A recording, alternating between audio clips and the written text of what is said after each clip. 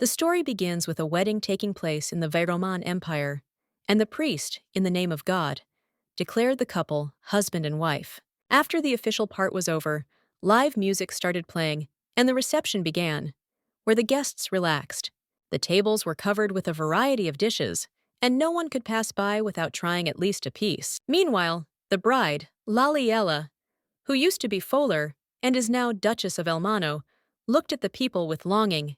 Without looking at her maid, she turned to her, saying that she was very hungry and would like something to eat. Marie, who was serving her, leaned over understandingly, and then replied that she should under no circumstances do this. However, she also wondered whether the poor lady could endure such a life as a lady who lived freely in the wilderness. Looking at this unfortunate face, I just want to feed her from the bottom of my heart. But now the situation was completely different. At this time, the girl with an innocent smile and childish naivety asked if she could at least have a piece of lamb. Hearing the refusal, she said that Marie was too categorical. The maid only replied that it was not all over yet. They explained to her that there was something more important than the wedding. The smile immediately disappeared from Laliella's face when she remembered this. The girl immediately blushed and lowered her gaze, realizing that more important than the wedding, everyone had in mind the wedding night. The wedding night is a sacred and mysterious night that they must spend while married. After she completes her preparations, her husband will come, having sworn before God that they will become spouses, Duke Elmano. Before the wedding, Mayulina Folar, Laliella's daughter-in-law and childhood friend, looked at her wedding dress with delight and a smile. Crossing her arms over her chest, she said that no matter how you look at it, this dress fits her perfectly. She still has amazing flair. However, she is much more interested in whether Lali can't wait until the wedding, because this is a very important event in the girl's life. She replied that not really, because she was more overcome by anxiety, since she did not know what and how to do as a wife. After all, when her mother died, she was a child, and no one talked to her about marriage, and now she was at a loss. Mulina picked up the chest and then sat down next to Lali, declaring that she wanted to tell her something important. The girl with a smile asked her friend if she had heard the first wedding night, without which they would not be able to consummate the marriage. Laliella replied that she had heard from her friends about the first and joint night after the wedding, but no one explained to her the details. Mulina pointed to the box and replied that, although it was not visible from the outside, the woman had a deep hole hidden. After that, she picked up the key, continuing to explain that the man has an oblong genital organ. After that, the girl began to insert the key into the keyhole, while Lali tried to understand why she was saying this. Mylena said that an intimate relationship is when a man's sexual organ penetrates the hole and they become one. Laliella, interested in the conversation, began to ask if the penis was as long as this key. The friend gave her a very ambiguous look, which raised even more questions from the unaware girl. Then Mulina smiled, explaining that it is usually much longer and thicker. In addition, there are 2 round bags hanging below. However, that's not all. It is usually soft and hangs, but then it rises, swells, and becomes hard, like a rolling pin. Mayulina waved her arms and showed how it was growing, after which she reinserted the key into the keyhole. The girl explained that he moves back and forth in the hole, and when everything in his head becomes clouded, the seed will pour into the very depths. Lali thought that not only would such a big thing come in, but it would also be repeated dozens of times. Such stories made her even more agitated, and she was lost in her thoughts. But Mulina called out to her. The friend worriedly asked if she was okay, and to stop explaining to her. But Laliella replied that she was fine. Mulina said with a smile that she shouldn't be afraid, because absolutely every girl goes through this when becoming a woman.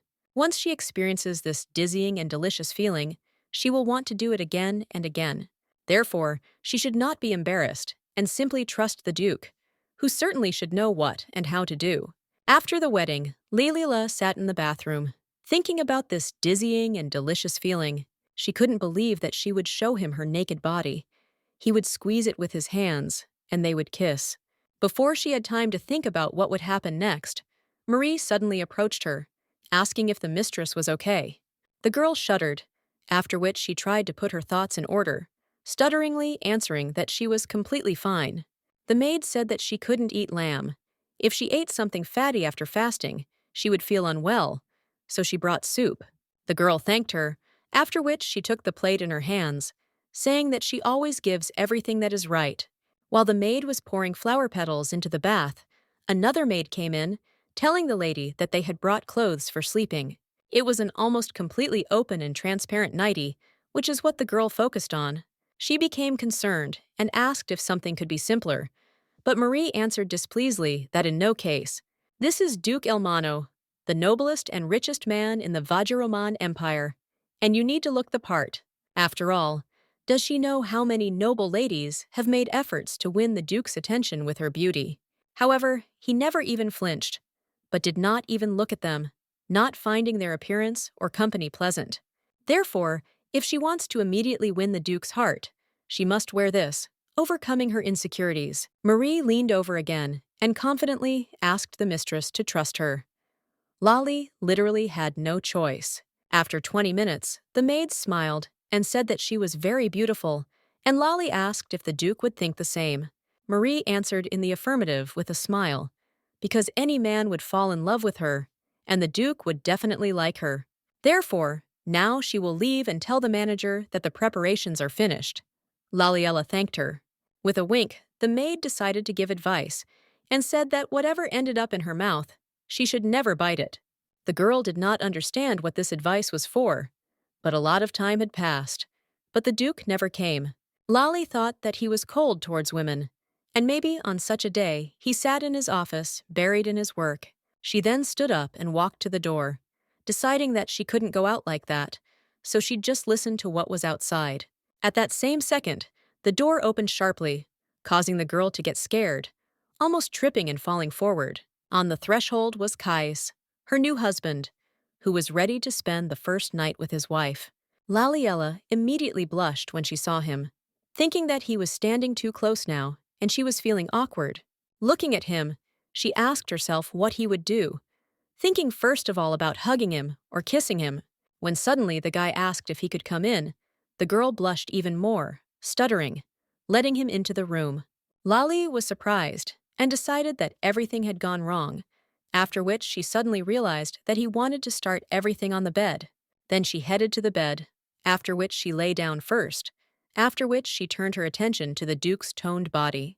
When he hovered over her, placing his hand next to her, Lali immediately closed her eyes, realizing that right now everything would happen. The guy kissed her, after which he sharply pulled back, saying that she was probably tired, so he suggested she go to bed.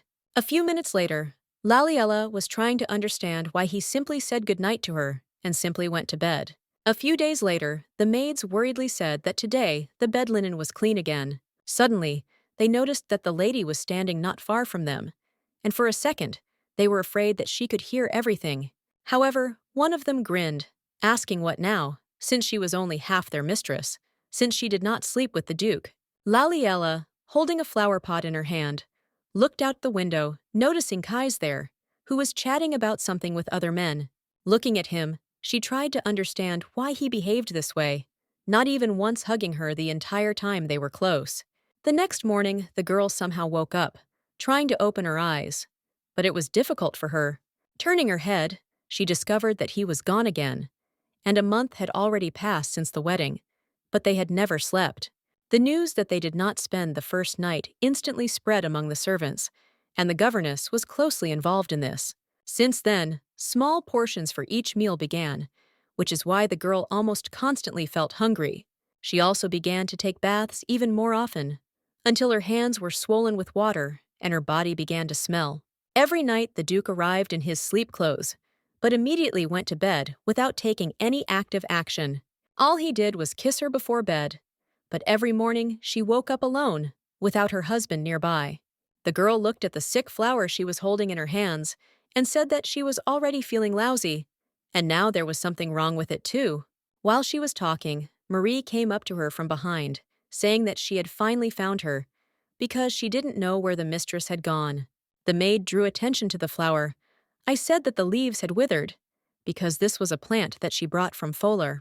Laliella explained with a smile that the plant is called Laliella. These are medicinal herbs that are grown by the Folar people.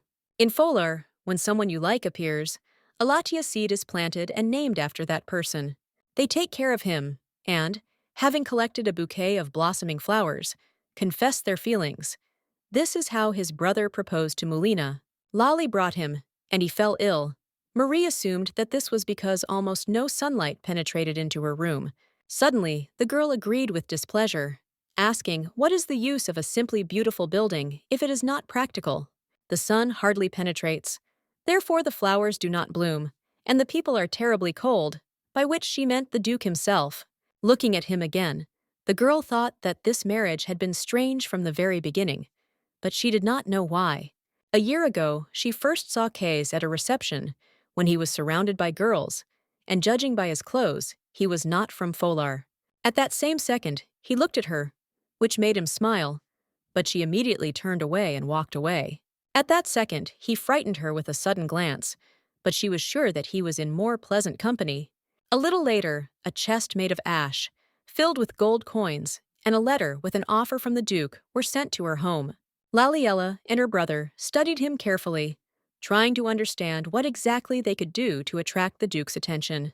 The girl suggested that they sent it to the wrong place, but the courier inquiringly clarified that this was the barony of Folar. After that, the three of them gathered to decide how to respond to this proposal and how to generally react to something like this. The brother asked if she had met the Duke, but she replied that they had met at a dance, but did not even exchange greetings. The girl thought that it was difficult to refuse the offer when so many gold coins came with the offer for nothing. If she refuses to marry an upper-class aristocrat and marries an ordinary person, then bad rumors will spread. The fact that he sent a chest of gold, despite the fact that they do not even know each other, means that he is pursuing a certain goal. Suddenly, Laliella answered with confidence that she would get married, although she herself was not entirely sure of it. In response to this, she was met with the puzzled faces of her brother and his wife, who told her that she did not need to force herself. However, the girl explained that everything was fine, because it's great to marry for love, as they did in their time. With a smile on her face, she explained that it is possible to cultivate love already in marriage, although it can be a little more difficult. Her eyes shone when she explained that the Duke was wonderful, and his handsome husband could be forgiven for his mistakes. After this conversation, she wrote the name Kaisa on the seed, hoping that this tradition would help her in her future marriage. After that, she carefully planted it in a pot, barely restraining her emotions and expectations of when it would grow. After that, she carried this pot almost everywhere, thinking that when the flowers bloomed, she would give them to the Duke. But now, she told Marie that she needed to gather her strength, and she needed to smear more aromatic oil on her. She had a strong determination, and thought that if she did not give up, one day he would definitely blossom for Kays. Meanwhile, the Duke noticed from his peripheral vision that his wife began to leave the balcony, but he did not show any emotions. Duke Elmano, Kaisa's cousin, looked at the balcony and said that the Duchess had just passed and he had missed it. Kays replied that he knew this, to which he received a dissatisfied question from his brother there that he knew, but did not even speak to her. Then he asked with interest whether he was aware of what conversations were going on between the maids and what consequences this was fraught with. They thought he got married because he felt better, but again it's all about that, and everyone is openly discussing it. He remembered how, as a child, it was announced that Duke Elmano had arrived. Everyone immediately recognized this child. People discussed that he had exiled his father, Duke Drake Elmano, and immediately ascended to the ducal title. When asked what Drake was guilty of, they said that he simply squandered almost all the ducal property. He was crazy about gambling and debauchery, and it didn't matter to him at all whether he was with a man or a woman. And yet, Kays ascended the throne and was not expelled because he was different from his father. Because of this, he was given a chance. However, it is unknown whether he will become the same, but still you cannot fool the genes, so something like this may appear sooner or later. Kays made this decision when earlier he stood in front of the door to his father's chambers, from which loud screams and moans were heard. The guy was very uncomfortable, but he moved himself and went inside, and his father asked who decided to come to them. The shame of the Elmano family, Duke Drake, immediately recognized his stunning son, but did not even look away from the woman. Covering his nose with his hand from the pungent smell of alcohol, the boy turned away, telling his father that his mother was dying. The man looked at him, but did not answer anything unequivocally, which greatly disappointed the boy, because he expected a different answer. As a friend, Drake pulled the girl closer to him by the hair, saying with a smile that it would be much calmer this way. These words shocked the boy even more, which made him realize that he had come to his father in vain, hoping for his understanding. When the guy left the room, he felt bad, which is why he grabbed his heart. At that same second, the maid ran up to him. She informed him that his mother was in a bad state, which is why Kais immediately rushed to her chambers. The woman, lying in bed, covered her ears with her hands, saying that she did not want to hear this, and tears began to flow from her eyes. As a friend, the mother drew attention to her son, saying that it was all because of him, if only he had not been born. The guy couldn't believe his ears, frozen in a stupor, while the maid's doctors hovered around the woman.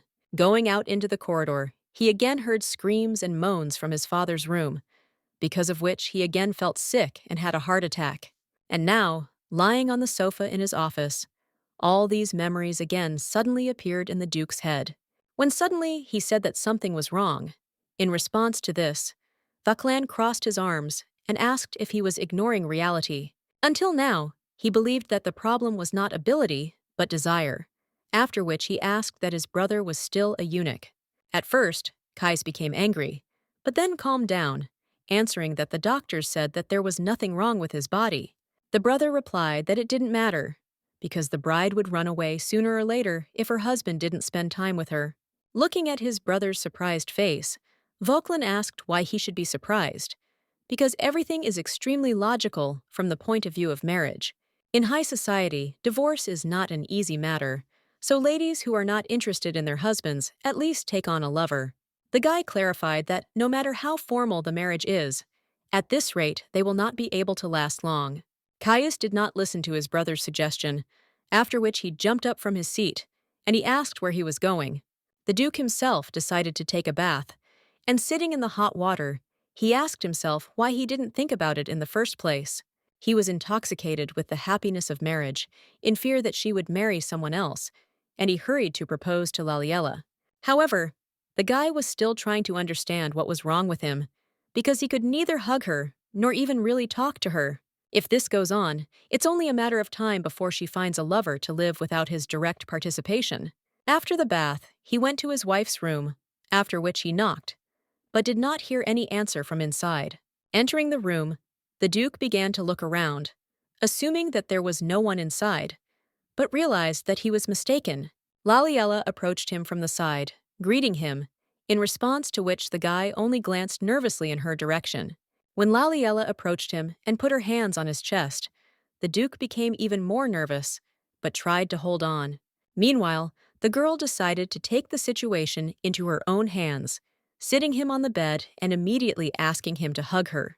After the kiss, the guy threw her on the bed and began to caress her, when he suddenly stopped, asking her for forgiveness. The next morning, Laliella woke up screaming, holding her hand out in front of her, and then slowly began to come to her senses. Meanwhile, Marie thought that she had a good feeling today. They would probably spend the first night without any problems. Approaching the room, she knocked on the door, thought that they were still sleeping, but decided to visit them anyway. Her smile immediately disappeared as she approached the bed, seeing the mistress wrapped in a blanket, and then asked if she was okay. At that same second, the girl's head poked out of the blanket, completely covered in tears. Laliella asked what she should do. She explained that yesterday she took an even longer bath and put on underwear that she had never worn in her life, and was even the first to take a step. But in the end, the Duke refused her and asked for forgiveness. Now she could not understand what this could even mean. Clutching the maid, the girl asked what she should do, and what else could be done to make him react to her. Then Laliella screamed that she was very ashamed, after which she asked Marie to make her completely faint. Half an hour later, the Duchess was sitting on the sofa. Hearing the maid ask if she had calmed down, she answered in the affirmative. Smiling, Marie suggested taking a short walk to cheer herself up, since the weather was wonderful. The girl declined the offer, saying that she would go to the reading room today. Marie offered to bring the necessary books. However, Laliella again refused, explaining that she urgently needed to put her thoughts in order after what happened. Most of all, she doesn't want to meet the Duke now, because she is ashamed of him for her attempts to seduce him. Meanwhile, Kais, flushed with thoughts of the previous night, sat silently in front of his cousin and the butler.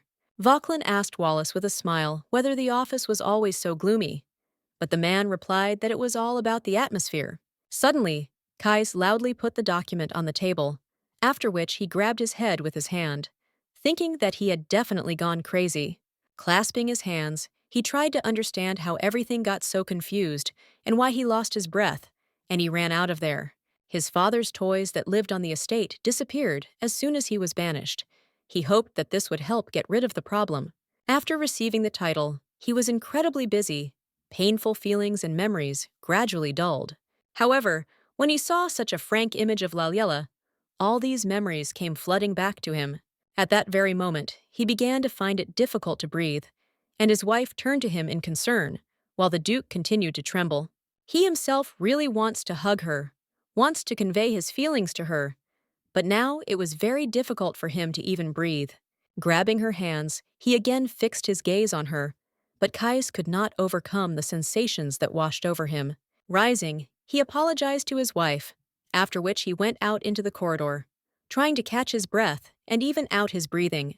The guy thought that this was impossible, and he needed to return, when the friend heard the voice of his father, who said that she had cost him so much. After that, he began to whisper that he needed to take possession of her, and he had every right to do so, since he was her husband. Kais thought that this was complete nonsense, but the father added that that was why he was so weak, and now he did not believe that it was his son. Drake said that his fiancée was so excited, and now she will only hate him because of such an act. She will wonder why her, and why he got married if he acts like he hates her. The illusion of his father pressed on him, telling him that everyone he loved couldn't stand him, which made it even harder for the guy to breathe. Then Drake asked his son if he knew what would happen if he left his woman without proper attention and affection. And now, sitting in his office, he thought that this was just a nightmare, but the anxiety never left him for a minute. Then he decided to turn to the butler, who was a very reserved person, so he could try to help him. The Duke asked if he had served on the estate even before his birth. The man was surprised to give an affirmative answer. Kais, with all seriousness and interest, asked if he had told him about all the things that his father had managed to do. He needed to find out in order to understand his problem, and perhaps some spontaneous solution would appear.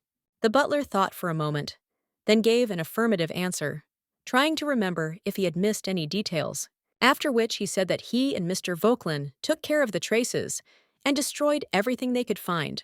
It took a long time, but he told him everything, so he can be sure that nothing was left untouched. Kais frowned while Vauquelin asked what was wrong with a smile on his face, but the Duke moved away from the topic. The Duke thought that he couldn't tell anyone about yesterday's hallucinations, because doing so would only make things worse for himself.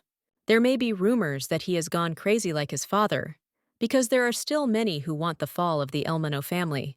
And now he still couldn't calm down, so he needed to quickly find a solution to his problem.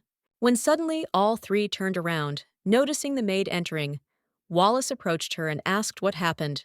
The girl replied that a letter had arrived from the Marquis de Marquise, and they also asked to urgently deliver it to the Duke. The letter said that on August 1st, 3442, the wedding of the Marquis of Allen and the Count's daughter, Areta Lamona, would take place.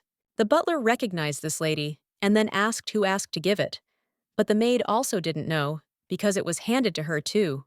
When the maid left the office, she came across the head maid, who was talking with the governess.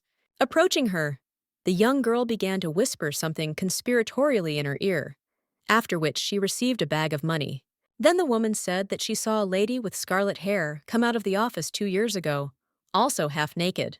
There are so many families with similar hair color. This is definitely Lady Areta. She and the Duke were often seen together at social evenings.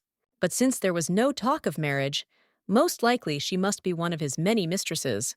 The head maid stated that it was obvious that the Duke had a preference for women with seductive curves like hers. The governess replied with a smile that the current wife did not have any charm that could attract a man. The maid said that this is exactly the case when a hillbilly who knows nothing is brought into the family. Her poor noble family receives wealth, and the Duke can easily take mistresses without worrying about his reputation. With a smile, the woman added that in bed, she was also clearly no better than a log, since the Duke did not spend the first night with her. At that same second, Laliella and Marie walked past them, giving them a dissatisfied and disdainful look. The women immediately changed their faces, smiled at the Duchess, and wished her good morning, trying to be respectful. The girl greeted each other, and the governess said that she was just on her way to talk to her, and she asked what. And the woman explained that making friends and communicating with noble ladies from secular circles is an important duty. There is a lot of talk in society because a month has already passed since the wedding. She still has not organized a reception. Laliella never thought about this, since all this time she was unsuccessfully trying to resolve the issue with the Duke. The governess asked what would happen to Duke Elmano's reputation if she continued to behave this way. The girl replied that she understood everything, adding that today she would decide on the date, after which she would inform her about it. The woman stated that she still had a lot to learn, so she did not need to do anything that might attract criticism. At least one of her duties should be performed properly. This statement sounded like a reproach towards her. Marie, looking after them angrily, asked with a dissatisfied look why they were becoming more and more arrogant every day. They say that Madame de Viry is just a distant relative of the Duke, but by her behavior, anyone will decide that she is his aunt. In addition, there was one more question: why the head maid allowed herself to do this, although she had no right to do so. Not wanting to put up with this, the maid asked the mistress if she would leave everything as it was or start doing something. Closing her eyes, Laliella indifferently asked what was wrong. She had not made a mistake in anything and told everything as it is. After all, she knows very well that these two disliked her from the very beginning, so she is not surprised by any of their antics or words. It seems that serving the Duke's wife, who came from the provinces, hurts their pride, which is why they are so angry. Noticing that the maid was crying, she asked what was wrong. She replied that she hated the Duke, because it was so hard for her. Laliella asked with a smile why she was crying like a child. Marie waved her off, displeasedly asking her not to laugh. The girl tried to cheer her up, asking her to stop crying, offering to go to the reading room, as they had planned. If the first night had been a success, their demeanor would have changed, but their true intentions would have remained the same. The Duchess was sure that they were simply waiting for her to give up, but this would not happen anytime soon. But if she returned to Fowler, it would be an even greater shame than if she had refused the Duke's offer in the first place. Her family will only get into trouble if this happens, and she doesn't want to cause her brother that kind of trouble. Suddenly, she remembered the head maid's words that Lady Areta must be one of the Duke's mistresses. You shouldn't listen to those who only want to annoy you, because she knew very well that these two only wanted to get rid of her. Perhaps he immediately falls asleep because he really has a mistress, but there was no evidence there. And yet she must be responsible for her choices, and from now on will not live like a child, and take the situation into her own hands. We need to find out at least something about the Duke, because he doesn't say anything about himself, and in general practically doesn't communicate with her. He always looks at her with such indifference, which makes one wonder why he proposed to her in the first place. Sometime later, the girl fell asleep in front of Elmano's history book, not finding anything interesting there. Noticing that the lady had fallen asleep, Marie carefully wrapped her in a blanket so that she would not catch a cold, looking at her worriedly. She remembered that they gave her a letter to take to the Elmano family. Then she was very surprised. They are looking for a capable maid, so she was recommended to them. This is the ducal family, and she will receive the best salary. The girl thanked the owners, deciding that this was an ideal opportunity to improve her life by serving such a family. She could not refuse and began to serve the family, about which there were bad rumors, and even felt hostility towards the provincial woman. Marie very often wondered how such a girl could even get this arrogant Duke. She must be a seductress. She probably has a lot of lovers, and she herself married him only for the money. After all, she lived in the village, and here she will become part of the ducal family, so she will definitely spend money left and right. And when Laliella first appeared from the carriage, all the servants were surprised by her unusually beautiful appearance. Marie was surprised to think that she looked much simpler than she thought, but still remained just as beautiful. At that same second, the Duke approached the carriage, extending his hand to his wife to help her get down safely. But suddenly, the girl lost her balance and began to fall. But Kais managed to catch her, lifting her into his arms. A little later, Marie introduced herself to the new mistress, that she was her personal maid, and it was a great honor for her to serve her. Then Laliella modestly greeted her and introduced herself, not knowing what this maid was like. The girl explained to the lady that there was no need to speak to her so formally. Lali realized that she was too tense. Then she apologized, because she still finds it difficult to address people she meets for the first time, and even servants. Marie thought that she did not suspect that she seemed like a simpleton, although she behaved officially even with the servants. Their wedding did not take place right away. Before that, the future Duchess had to be properly prepared for the role of wife. They say that in the barony of Foler, there are no governesses, which is why the lady had to study for 3 months to become a duchess. Desfiri's wife put so much pressure on the mistress that it no longer looked like training. Apparently, she did not want her to become a duchess. During training, when Marie observed this, she always thought that Laliella was being treated too harshly. Almost every evening, the maid thought about relaxing her mistress a little and preparing tea with sweets. She remembered that today the lady was strongly scolded. She would have given up everything long ago in her place, but the girl held on. Now, she is probably lying in bed and crying, since this training cannot be endured without a strong character. But when Marie entered the room with a tray in her hands, she did not find anyone, which surprised her quite a bit. Placing the tray on the table, the maid began to look around the room, wondering where she had gone and what she was doing. Suddenly, she found her in the garden, after which she said that if she sat on the ground, her dress would quickly get dirty. Laliella apologized with a smile, explaining that Latia had grown a lot, so she was going to transplant him into the ground. She was even scolded in class today because she was only thinking about this, but it didn't upset her at all. The lady always exceeded her expectations. She did not just make bouquets of flowers like other noble ladies. She dug the soil and nurtured the plant herself, although she tried to convince her that the Duchess should not dig in the soil herself. She did not spend money on luxurious outfits. On the contrary, Marie was afraid that she would be treated poorly because of her modesty. Instead of a meeting, the lady spends her days reading books that ladies from high society have never even touched. It even became awkward that she was so wrong about her, but she quickly realized that she was a very modest and bright person. One day, while walking through the garden, the maid decided to sincerely ask how she met the Duke. Laliella replied that it would sound strange, but they met at a social reception and never even spoke. Marie was surprised when the girl added that she still doesn't know why the Duke proposed to her. The maid was extremely surprised to learn that there was not even a conversation between them, which means that the marriage had a completely different reason. However, the moment when the Duke picked her up from the carriage made it clear that he still had feelings for her. That look from the Duke could not be a lie. But now the maid could not find the truth in this matter. After that, she again looked worriedly at the mistress, trying to imagine how difficult it was for her now. Suddenly, she said that the Duchess is usually not allowed to do this, but she did not want to disturb her peaceful sleep.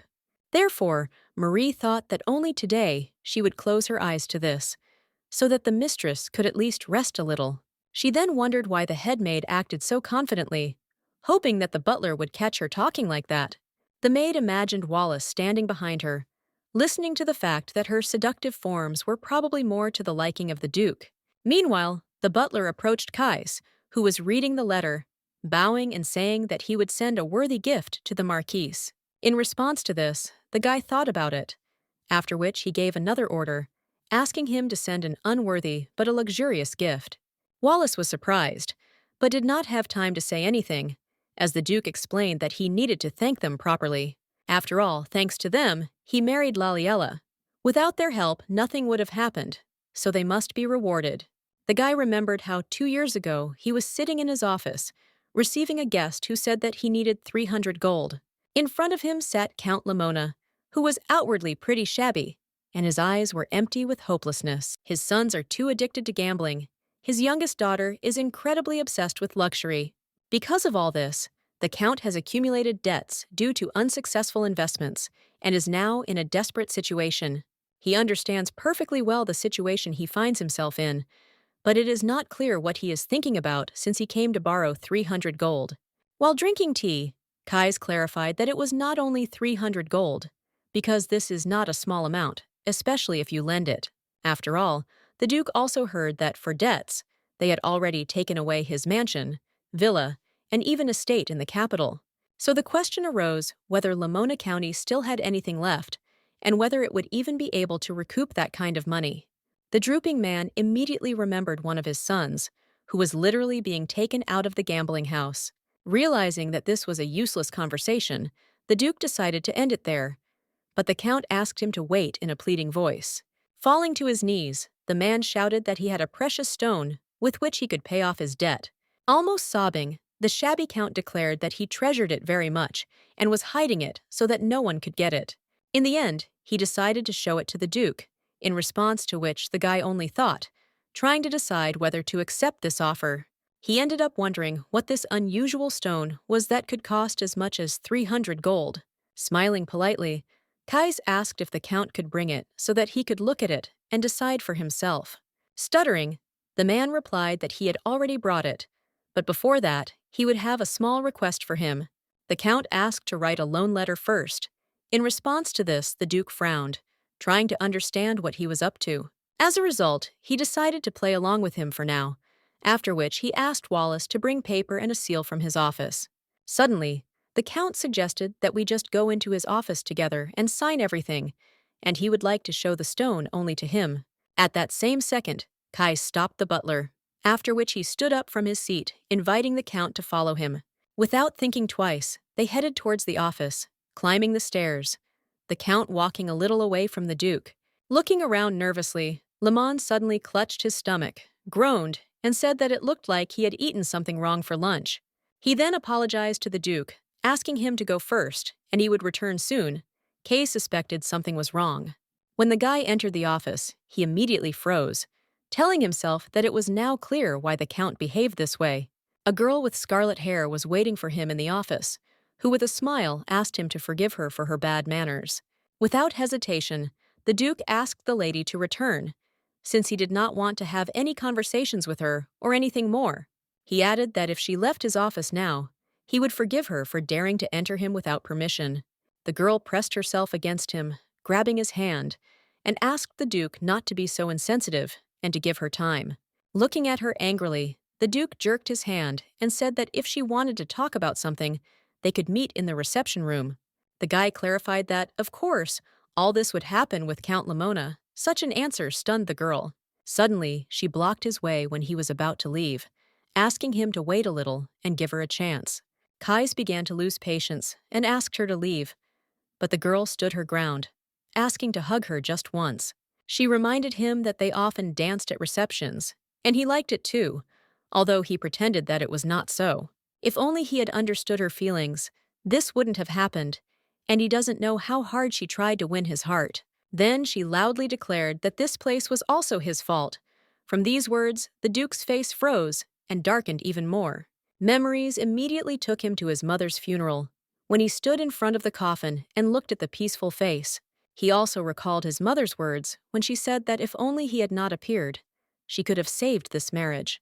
She very often asked whether her father's actions were not his fault, because it was because of Kai's that he led such a dissolute life. Therefore, he needs to take responsibility for the pain that drove his mother to the grave, and live with this heavy burden. Then the boy first saw a hallucination, when his mother in the coffin opened her eyes and said that it was all because of him. Reality brought him back from his memories, after which he asked in a cold voice why he had to be with her. The girl was frankly frightened when the Duke approached her, and asked what other responsibility he should bear. Areta did not understand what he was talking about, but the guy explained that he was talking about the incompetence of his father and the bad habits of his brothers.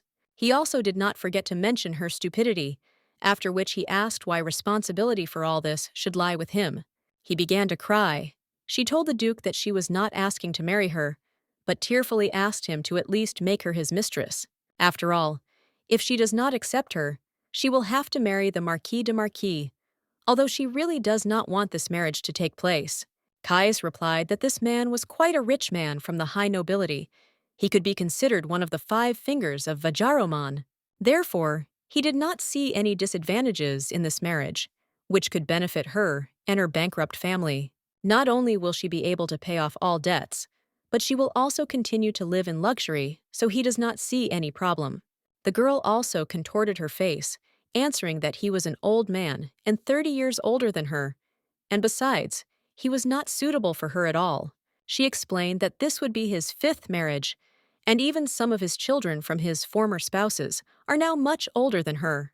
In addition, the Duke must know about those worldly rumors about him that are still circulating, and in which people clearly believe. Not only does he have intimate deviations, but on top of everything else, he calmly beats both servants and family members.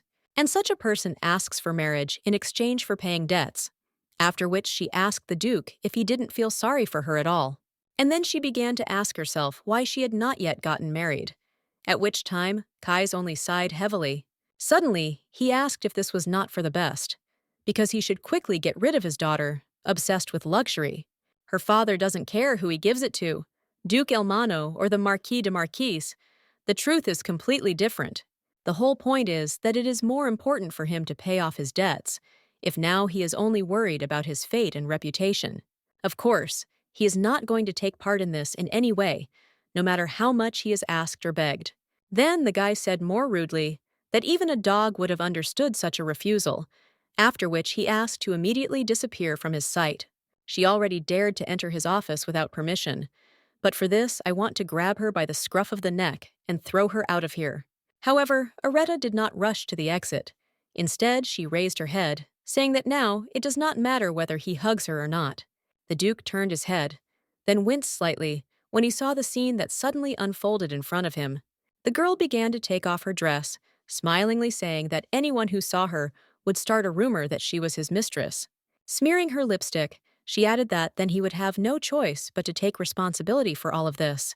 The girl again blocked his exit from the office, with a smile on her face, mentally asking him to kiss and hug her. She could definitely promise that he would like it, and now she was waiting for the Duke to suddenly change his mind. Kais slowly extended his hand to her, while the guest thought that Duke Elmano was after all a man with his own nature. She remembered that she had barely convinced her father to try this thing, and now she couldn't miss such a chance. You need to try to hold out so long that everyone thinks that there is something between them, then everything will resolve itself. Suddenly, Kais took her by the shoulder and pushed her away, threateningly asking if the garbage in his office had not yet been thrown into the ditch. Standing with his back to her, he suddenly heard the girl say through her tears that he couldn't even hug a woman. She did not understand his behavior, so she asked whether he was a eunuch or just a coward. Perhaps both. But if he tries to leave like this, she will tell the whole secular society that he is clearly good for nothing. Raising his head, the guy unexpectedly agreed, saying that although it was tiring, the idea was quite excellent. Areta shouted that she was not lying. She would really spread these rumors, make sure that everyone would call him a eunuch. At that very second, Wallace came running in response to the scream, who worriedly asked the gentleman what had happened. Kais displeasedly asked to find Count Lamont and tell him that his precious stone was not worth even 1 coin, so you need to get rid of him, and also warn him that if he does something like that again, he will be in trouble. After some time, the father took Areta out of the office, simultaneously wrapping her in a cloth to cover her from prying eyes. Turning his head, Wallace, out of the corner of his eye, noticed the headmaid, who hid, spying on what was happening. That same evening, the servants were given the order to put the mansion in order, after which a huge amount of work began. When Vauquelin came to the Duke, he was very surprised, sincerely not understanding why the work began so late. He decided to clarify whether he cleaned everything here because a woman came here, but he asked to watch his words. Kai said it took him 8 years to restore the family's honor and assets, but they would never forget Elmano's shame. If he shows weakness now, then everything will collapse. His brother replied that he perfectly understands his concern. However, he decided to ask if he was ignoring the rumors that the eunuch, the Duke, replied that she was not mistaken in anything. Stunned, Vauquelin asked what he was talking about, because what kind of eunuch could possess such masculine wealth? The Duke tried to explain that this was not the problem at all.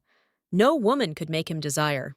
This is especially true for the one that attacks him like mad and demands attention and affection right on the spot. It's not that he doesn't want to, it's that it makes him sick, so rumors like this won't really upset him. Whether there are rumors or not, he can leave everything as it is, because he is tired of women constantly hovering around him. With an indifferent expression on his face, the guy added that if word spread that he was obvious, they would bother him less. Some time passed after this incident. Kais was at one of the receptions, where he was once again surrounded by girls. They demanded his attention, surprised that he also came to a reception at the imperial castle, although he was usually busy. With an indifferent expression on his face, the guy explained that he received protection as a citizen of the empire, so he was obliged to be here. One of the girls decided to try her luck, after which she smiled, inviting him to spend some time alone. But before she had time to agree, the Duke suddenly bowed and apologized, saying that his throat was dry. When he walked a short distance away from them, he thought that the rumors about him seemed to have no effect. After this, the Duke took a glass of wine, watching from the side the guests who were having fun and chatting pleasantly with each other. He remembered that Vauquelin pulled him out, even though he was against it. Apparently, he himself needed it more than anyone else, since he was having so much fun. Before this reception, the brother asked if it was better for these rumors to spread about the eunuch, and he would definitely regret it. After that, he pestered him, saying that he needed to go to appointments and show that he was completely healthy and full of strength. At the very least, he should let everyone know that he is interested in women, no matter how much he denies it. He was so annoying that he had to go, but he attended only the most important receptions, where, as always, there was only bustle and noise. Looking closely at the guests, the Duke tried to understand why everyone wore so much shiny and bright jewelry. He decided to himself that he needed to know when to stop, after which he took a sip of wine, seeing the silhouette of a girl through the glass. As he lowered his glass, he noticed a blonde who wasn't wearing any fancy jewelry and looked rather ordinary. Looking closely, he thought that she was simple-minded and ordinary, but at the same time, the question arose about who she was. Compared to others, it's too simple, but at least her eyes hurt less from her outfit, which didn't really shine. After that, he decided to watch her a little, how she interacted with other ladies, and winced from alcohol. But at that very second, her look changed when she saw the sweets. The guy was surprised at her change of mood every second. However, he did not remember saying hello to her, and now he was trying to decide whether we should correct this oversight. When their gazes met, Kais looked away, thinking that there was no need to guess who she was anyway. He understood perfectly well that once they met their eyes, she would come up on her own. He just needed to wait a little. At that same second, Laliella turned away from him, and the guy looked at her with bewilderment and open surprise. Then the Duke realized that she preferred the cookies to him, which she looked at with more admiration than at him. Suddenly distracted by a man who approached him, Kais told Count Belair that he had organized a great party. The Count thanked him with a smile, after which he introduced his youngest daughter, asking her to greet the Duke.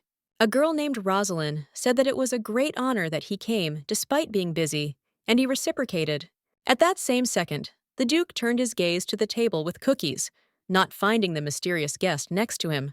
A little later, standing near the exit, Kais watched as she left the estate, walking together with a man he did not know. But he didn't know that she had a partner. But he was distracted from his thoughts by the older women who greeted him. The guy endured useless chatter, but the women did not notice this, continuing to ask when he would finally get married. Walking outside, he tried to figure out if the countesses were always so loud, their words still echoing in his ears. When suddenly he noticed the swing on which that rustic lady was sitting, he wanted to and did not expect to see her here. Heading towards her, he thought it was strange that she had not yet stood up and said hello first. Apparently, she was busy with something. Meanwhile, Laliella didn't even pay attention to him, reading a book, and didn't notice that there was someone nearby. The Duke was surprised that the other ladies were busy greeting him, and she was just sitting quietly and reading a book alone. You don't expect such behavior from aristocrats, so she also missed the chance to meet him because of some book. However, he cannot be the first to speak to such a simple woman, since he is an aristocrat from the upper class of the empire. Heading back, he began to wonder why he was even thinking about this, since he himself had decided to run away from people. Sighing heavily, the guy considered himself stubborn, but he understood that now he would not be able to speak to her in any way. Then, he decided that he still needed to return to the hall, but on the way back, he would give her a chance to be the first to talk to him. When suddenly he turned around, hearing a guy with the same hair color as hers addressing that girl. The blonde worriedly said that he had searched her, after which he began to ask why she was here at all. Kais remembered that this man was Baron Lonus Folar, but this was definitely not the Baron he personally knew. The guy explained that his father had recently passed away, and Lonus came to the capital to notify that he had inherited the title. Judging by their similarity, she is his sister, and his overly caring behavior completely speaks of this. At this time, the guy put her shoes on, asking why she was reading a book during the ball, although she should be in the hall. Kais thought that the last Baron Folar was an outstanding scientist, and apparently, their love of books runs in the family. At that same second, the girl answered her brother that she was not here of her own free will. Hearing her voice, Kais blushed.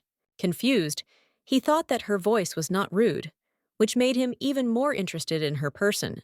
Laliella said Lonais was busy exchanging greetings, so she headed to the library alone.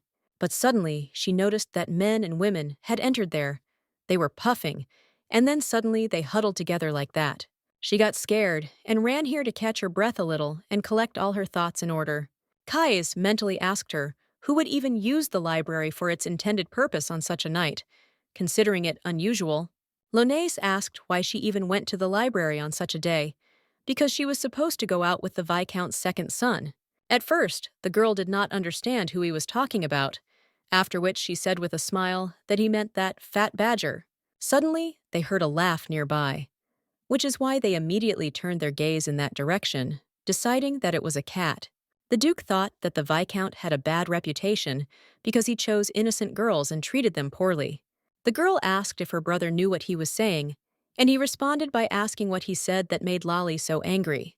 Hearing her name, the Duke immediately remembered it, so that there would be no problems in the future if they did meet.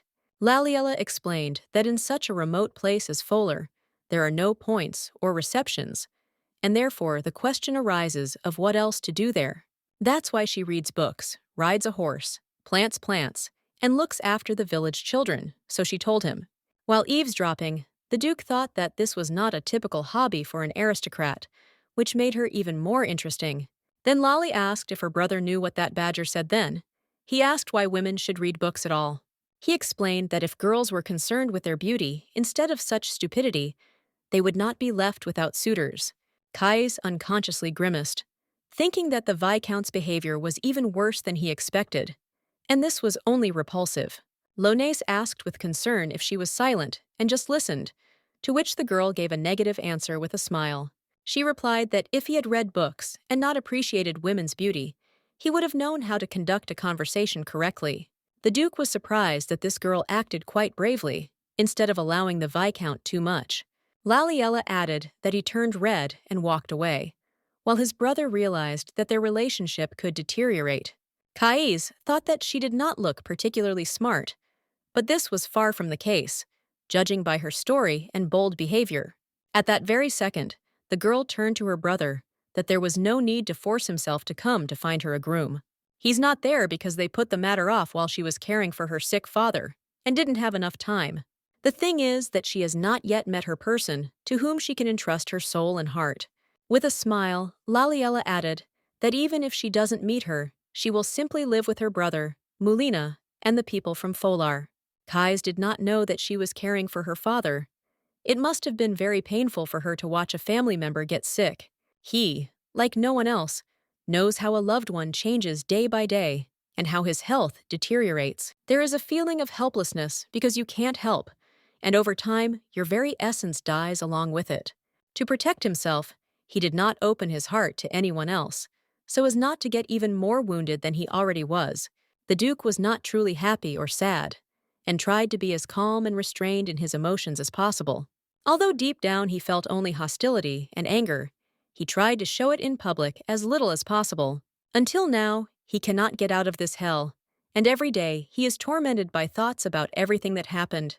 And now he only wondered how she could smile like that when she had recently lost her father. Then he wondered why he was even listening to their meaningless conversation, and besides, he was laughing for no reason. Suddenly, Lones decided to ask what kind of person she saw next to her. She, thinking, replied that she did not know. After thinking, Laliella suggested that someone who does not criticize her for reading and does not demand too much dowry. Someone who could send a chest of ash and feldspar, full of gold coins. Kais decided to remember this. A few days later, the Duke asked his cousin where the lands of Folar were, carefully studying the map.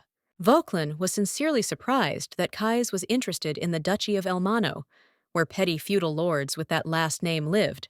With a dissatisfied look, the Duke clarified that he was not interested in small feudal lords, but in where the lands of the barony of Folar were. The brother replied that if you look at a map of the lands and discuss inspection routes, no one will guess what he is talking about. While Vauquelin explained the location of the barony, he tried to understand what was wrong with him, although he was always rude. But as soon as I returned from the ball, I became easily irritated, and it was impossible to understand what caused it. The servants cannot even look him in the eyes, because he walks around with a gloomy look and is not even indignant that he brought him to the ball. Vauquelin then found the eastern outskirts beyond Killicourt, Folar not so small that he almost missed it. Kais watched his manipulations of the map closely, hearing the question of why he was interested in these lands. He didn't want to answer this question. He kindly clarified that judging by his facial expression, it looked like he was about to rip someone's throat out. Ignoring this, the Duke asked how long the journey from here would take. Vauquelin replied that the cart would arrive in 3 days. A good horse may take a day and a half, but this is not accurate information, as there may be a lot of interference. However, the brother could not calm down, trying to find out the reason for his behavior, asking what was happening to him. But when he saw the angry expression on the Duke's face, he thought that if he asked again, he would go to his throat first. 2 weeks have passed since Count Balor's ball, but nothing special happened at it, so people forgot a lot. But that girl could not get out of the Duke's head, and he increasingly saw her silhouette next to him, wherever he went. It gets on his nerves to no end, even though last week he even went to parties he didn't intend to. But he could not meet the Folar brother and sister anywhere, while Vauquelin tried to understand what was in Kais's head. With an innocent look, the brother said that he had been strange lately. Thanks for dragging him to the Count against his will. He even showed up at receptions that he was not interested in, but he didn't even dance with the girls. He just stood there and turned his head. It would be possible to refute the rumors about himself, but because of his behavior, they are gradually becoming true, and this is noticeable. The Duke said that this was not necessary, in response to which Vauquelin asked if he thought it was his whim. The imperial family is putting pressure on Elmano to marry the princess, and at the upcoming ball, they will demand an answer. If he refuses again, he will definitely ruin relations with the imperial family, which will entail a sea of other problems.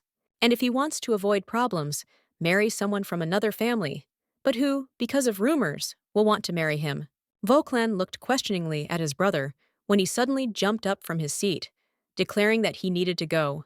An escort was prepared in the shortest possible time, after which the Duke personally went to the barony of Folar. When they arrived at the place closer to night, they stopped on a hill, overlooking a small town. An irritated Vauquelin asked what now, thinking that no one would have thought that they would actually ride horses.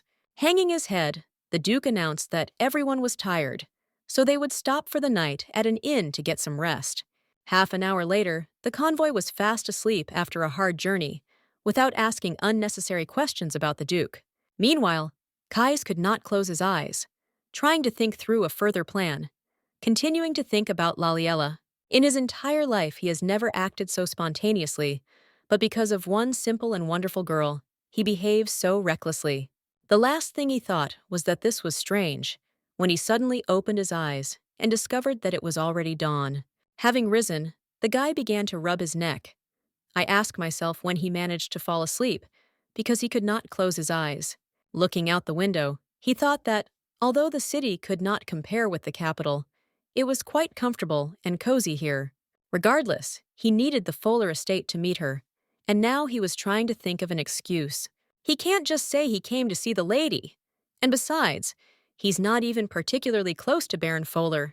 If he suddenly mistakenly decides that he has feelings for his sister, this will only add problems that he does not need. When suddenly, the Duke drew attention to an approaching carriage, from which a familiar girl with blonde hair stepped out. He immediately recognized Laliella in her, because this innocent and beautiful image haunted him almost all the time after that ball. He drew attention to her because of her originality and strangeness. For the entire 2 weeks, this girl did not leave his head. Maybe this is because of the thoughts that they will never meet again, because the other girls are completely different from her, because rare things are valuable regardless of their actual cost, and some are even priceless. She calls someone a fat badger, but she herself looks like a joyful foal, full of strength and energy.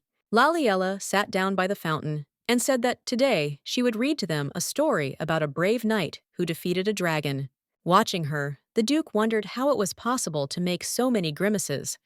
But now everything became clear.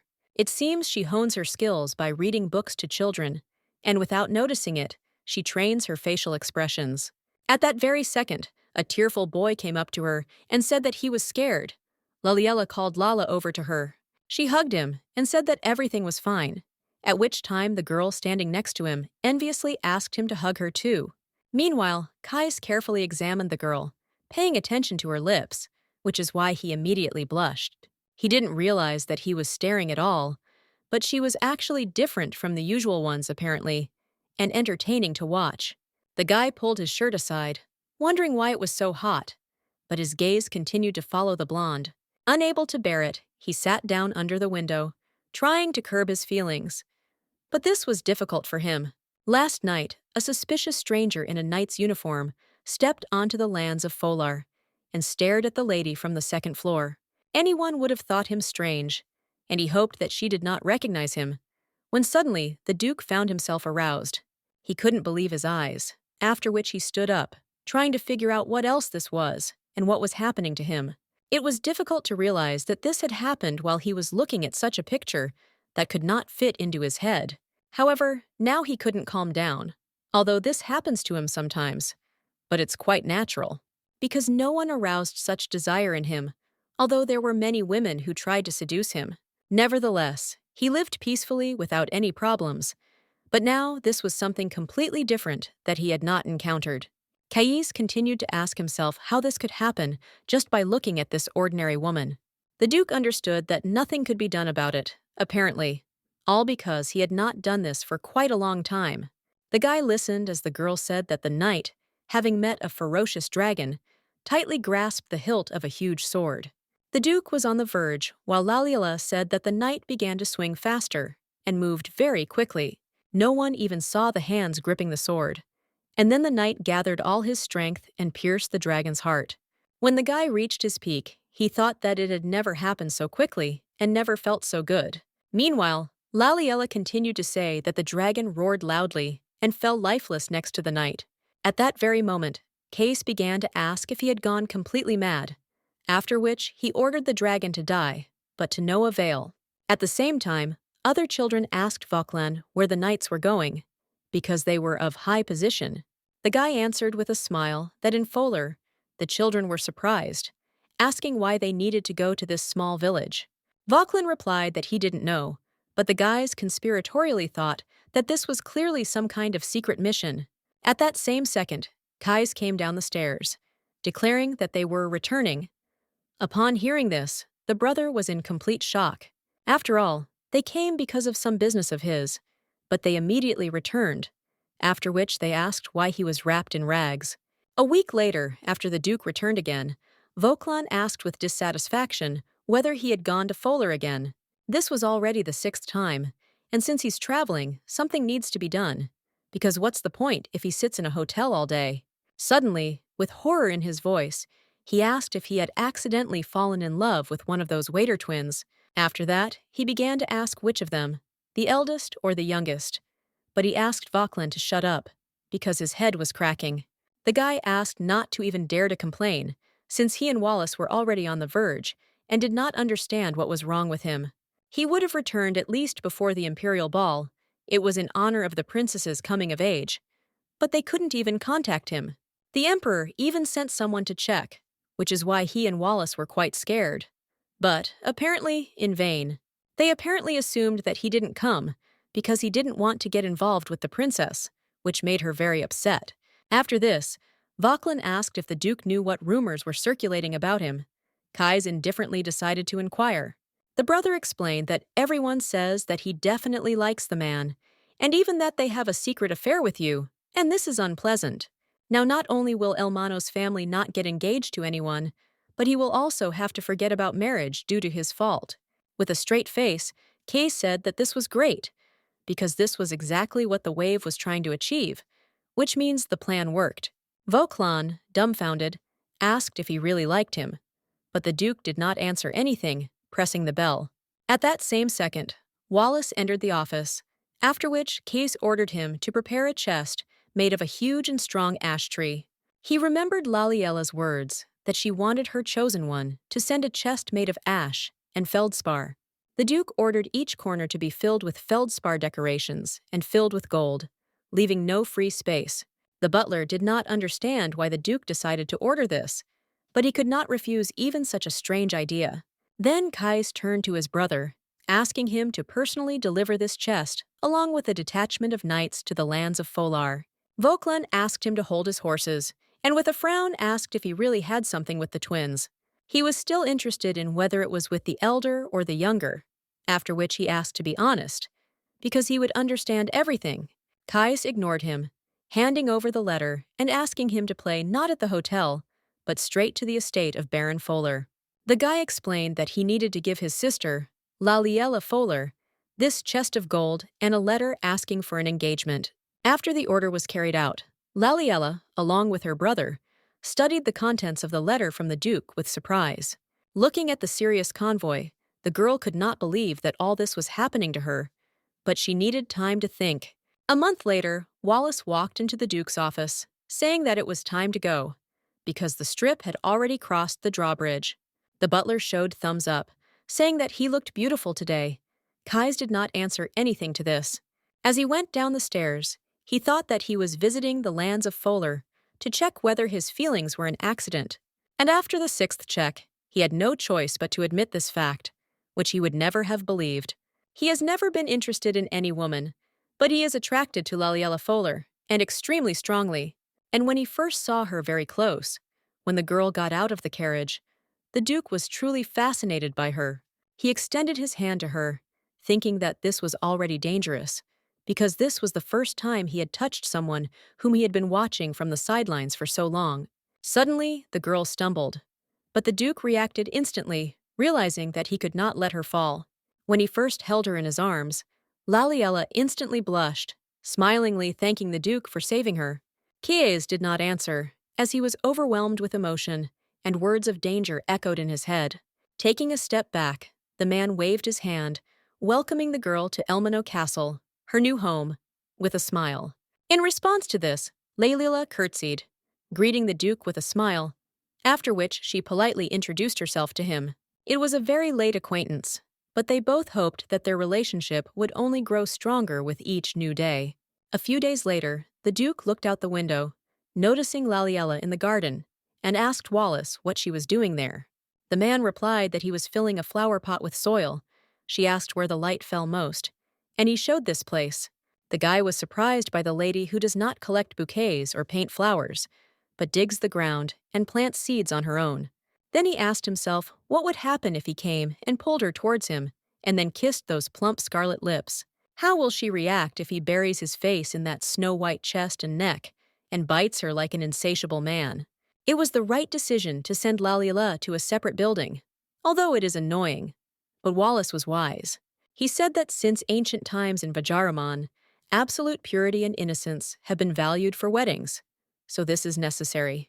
Otherwise, he would not have been able to contain his excitement and would have committed unacceptable rudeness by loitering in front of her room. 2 months later, people said that the head of the family with the deepest history would marry so soon and suddenly. Many have heard that he immediately brought the bride to the estate to teach social etiquette, because she is from a provincial family. Surely the Duke made such a decision because something was wrong with him, but no one could answer what exactly. Some said that there was a high probability that he was a eunuch. This fact literally drove many to laughter. Caius, who heard everything perfectly, thought that they were having so much fun and thought that they could not be heard, although this was not the case. His only regret was that Laliella also had to hear similar words about his future husband right now. But these rumors will soon disappear. After these thoughts, he sat down on one knee and kissed her hand, making her blush. That evening, the Duke stood in front of the stairs, thinking that it would be the first time since he had inherited the title that he would go up there. This was the Duke and Duchess's room on the third floor, the largest and most luxurious room in the Elmano castle. It had the best view, but at the same time, it was where my father spent most of his time with so many women. And this is also the room of his mother, who could not leave it because of the pride of an aristocrat, so she slowly faded away in it. Standing in front of her and grabbing the handle, the Duke thought that he was being physically torn away from her. It was very hard for him. But when the guy entered, he heard a girl's scream, after which he realized that he forgot to knock, acting impolitely. At that very second he blushed, noticing at first the rather transparent nightie the girl was wearing. After that, he looked at her embarrassed face and strange pose, since she did not know what to do with herself in this situation. While the girl tried to cover herself, the Duke thought that he had often imagined Laliella naked, but now everything was different. This exceeded all his expectations, and every inch of her body was too beautiful. But for some reason, he suddenly began to feel sick. He had been waiting for this for so long, and now in front of him was a naked body that he had imagined in his head hundreds of times. Now he can kiss and bite every inch of him as much as he wants, without worrying about other people's opinions. But because of the too strong aroma that envelops the entire room, my head is spinning, my body is heavy, and I feel discomfort. This is similar to the sensations that overcome him in front of annoying women, and now they have come at the wrong time. And now she looks straight at him with an embarrassed look, waiting for him to take his step before their wedding night. The Duke did not understand why exactly now these sensations decided to overshadow his head, but he tried to overcome them. When he kissed her, he reached the peak, deciding that he could not, after which he wished the girl good night and went to bed. The hope that this was due to excitement eventually turned into despair that he could not share. He ignored the rumors and thought he could handle them, but because of his arrogance, they spread even more. Vauquelin is advised to discuss this topic with Laliella, but he does not want to see this facial expression full of melancholy and sadness. When he was walking through the garden and was busy with his thoughts, he froze in surprise when Lali turned to him. The guy turned his head in her direction, but could not utter a word, and the girl said that she wanted to tell him something. A few hours earlier, Marie had brought a newspaper to Madame while she was busy reading books and writing various letters. Suddenly, the girl jumped up from her seat and said that she wouldn't do that, explaining that she needed to talk to the Duke personally. They didn't spend the first night, but he at least came to the bedroom. But after his escape, he hasn't appeared there for the 5th day. Laliella was very worried about this, but still cannot understand what prompted his behavior. The maid remembered that she saw him hiding, but always remained far away, so as not to catch the mistress's eye. All these days, Laliella tried to understand the reason, but her side was unsuccessful, and did not even move a single step. She wanted to quench her curiosity and went to the library, even found old news that concerned Kai's. No matter how hard she searched, there was only basic information about Elmano's family, but nothing about him specifically. And then the thought struck the girl that they should therefore discuss such issues like a real family. If you think about it, they didn't even really have conversations, since the Duke was too taciturn and always preferred to remain silent. And it's difficult for her to understand him, coming from high society, although she always tried to look and behave amazingly. But what could be more difficult in such a situation is that my brother and Mulina always talked when a conflict arose. When she decided to talk to her husband, she immediately noticed Vauquelin, who was thoughtfully going about his business. Seeing the girl, the guy immediately said hello. She reciprocated, saying that they had not seen each other for a long time. Vauquelin asked with a smile if she had come to see the Duke, adding that he was not in his office at the moment. The guy good-naturedly explained that he had gone out for a walk in the garden, and if she didn't mind, then he could accompany her. When they went to Vauquelin, that they were talking for the first time after the wedding, the girl clarified that he was all about business. The guy explained that due to the rush to organize the ceremony, he was busy with all the affairs of the Duke, and he did not have time. And it was very annoying that they were forced to go to the property inspection without having time to really enjoy the banquet. Laliella replied that they all did a great job, Vauquelin was flattered by her words, but the Duke was only taking advantage of him. The girl said with open interest that he was probably close to the Duke, since he was his cousin. The guy agreed, adding that they had been close since he inherited the title, but if she was interested in something, she could ask. Laliella had too many questions, but could she ask them if she was now only half his wife? The girl said that during the ball, the Duke was constantly surrounded by people, because he is very handsome and popular. Vauquelin assumed that she was asking her mistress, answering that aristocrats are always surrounded by many people. But the Duke hates secular society. He is popular, but people irritate him, and he irritates him even more. He especially cannot tolerate those who pursue their own selfish goals and do not even smile next to attractive ladies. Laliella blushed and agreed with him, adding that she had never seen him smile, no matter how much she looked at him. Vauquelin wanted to ask more about this, but the girl abruptly interrupted him, saying that she had found the Duke. Kais stood in the distance, so Lali hurried to him, telling Vauquelin that she really enjoyed talking with him. At this time, the Duke's brother began to think that he was so incapable of expressing his emotions, although he used to smile a lot. The girl came up to her husband, saying that she wanted to say something, but she didn't know where to start the conversation. Confused, she began gesturing with her hands, saying that she would really like to have a tea party at the estate. Everyone is waiting for the Duchess's first reception, but she postponed it because she was not mentally ready, but she was late. The guy realized that she was putting it off because the first night had gone wrong because of him, and he was the only one to blame for it. Why did he answer that she could do as she wanted? With a smile on her face, the girl sincerely thanked him. Kais decided to break the silence by asking what she did while she was in Foler, although he already knew that very well. The girl began to say that she sometimes rode horses, grew plants with her nanny, but mostly read books. She and Mayulina lay in the shade of a tree and then had dinner together. Lali did not notice how a smile appeared on her face. The Duke watched her in surprise, although his face did not express any emotion, but he felt warm next to her. The more he hears about her peaceful life in Foler, the more ashamed he becomes of wanting to make her happier than anyone else. With his greed, he robbed Laliella of her happiness in the person of Lonaes and Mulina, who had been with her all her life. Meanwhile, the girl was in high spirits. I think this was the first time she had talked with the Duke for such a long time. However, she can't tell from his face, but it seems that the problem will be easier to solve than she thought, which is good. Then the girl asked what his childhood was like. Because the estate is so large, he probably did a lot of things. At that same second, Kais's face darkened, after which he replied that, unlike her, he had nothing special to remember. He then walked away from her that the wind was very cold today, so she had better go inside to avoid getting sick.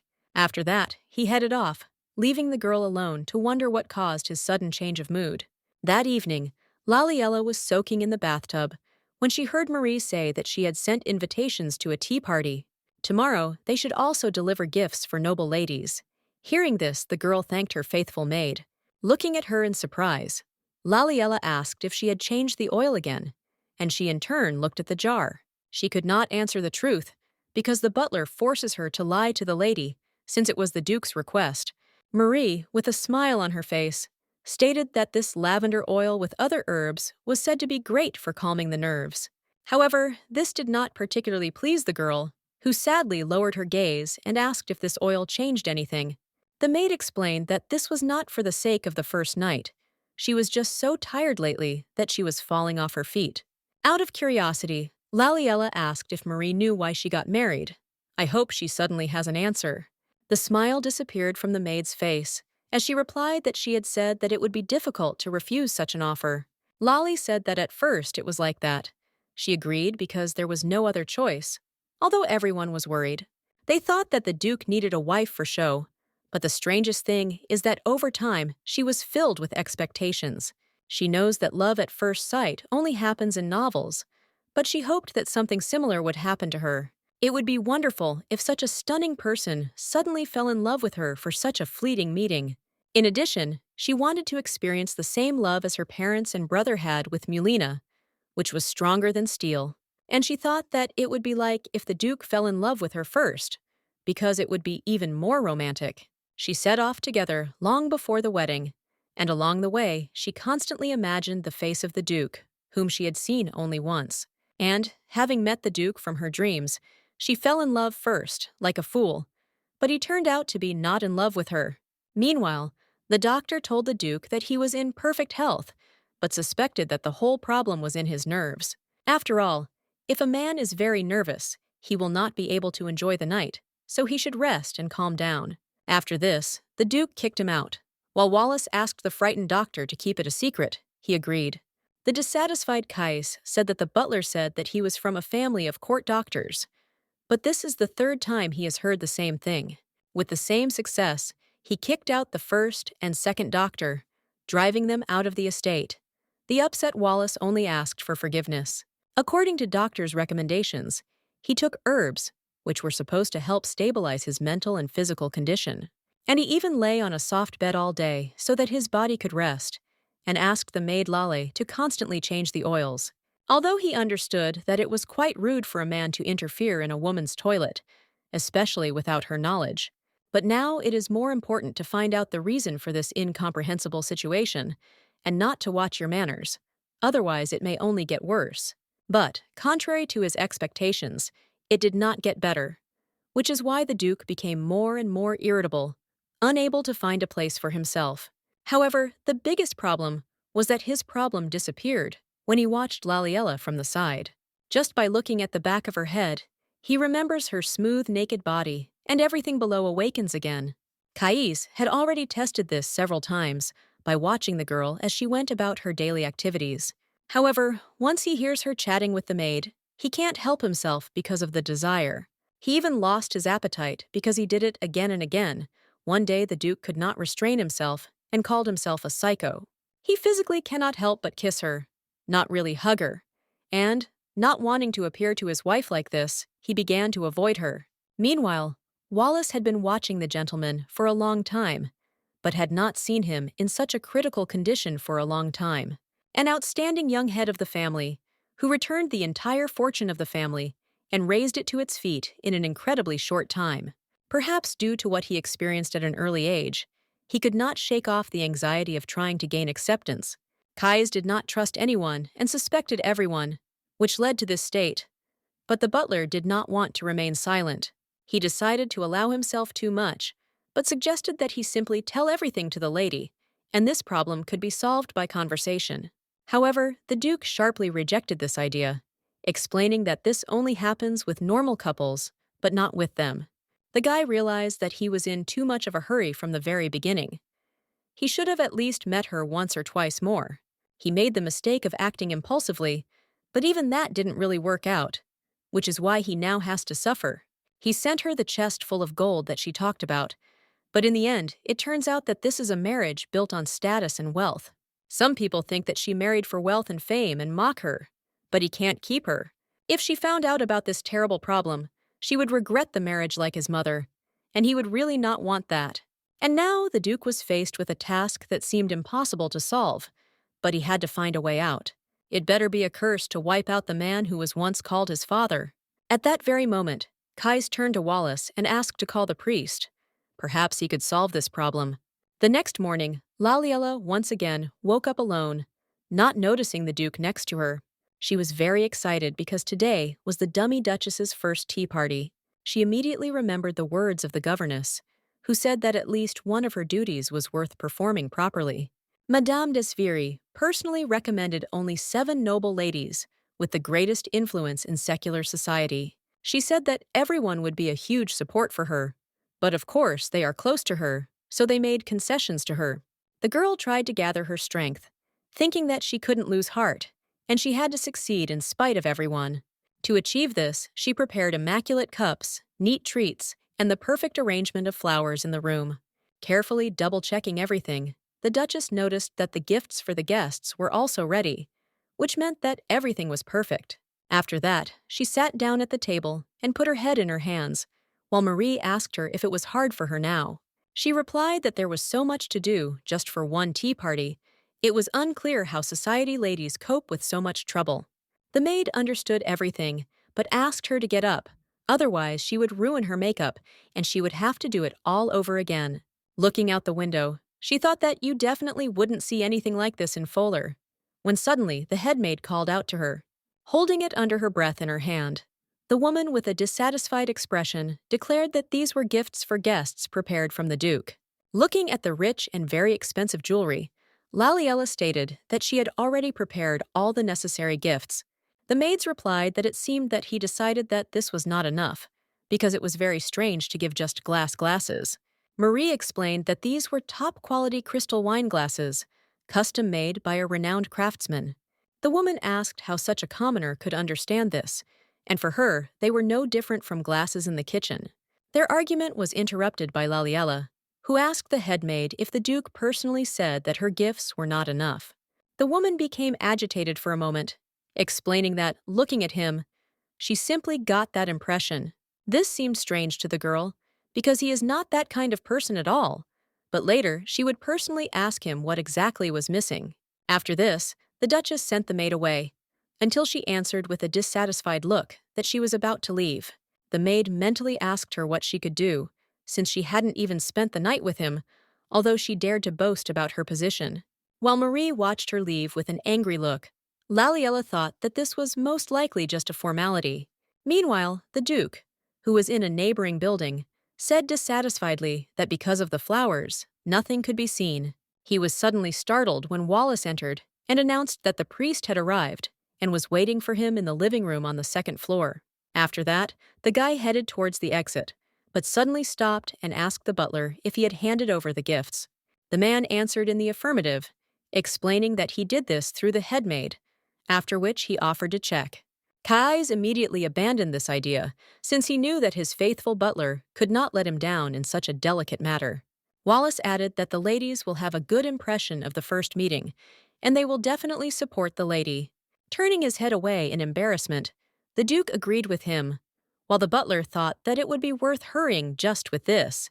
As soon as they arrived in the living room, they were immediately greeted by a blond guy dressed in priest's robes. The young guest said that he had heard that the Duke had summoned someone who had knowledge of magic and various curses. Hearing an affirmative answer, the priest decided to ask if he could find out the reason for the Duke's interest. Kais replied that he could not tell, otherwise rumors would spread that Elmano called the priest for a stupid reason. After that, he politely asked him to just check if there were any traces of some kind of curse or spell on him. Without further questions, the priest agreed, after which he prepared everything necessary to perform a special ceremony.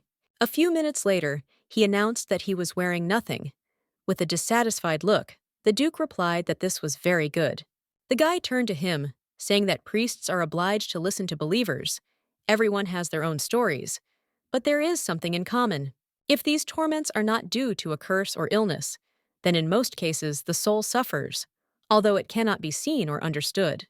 But if this is ignored, the result will be an explosion, and perhaps he has forgotten about some knife or wound in his soul.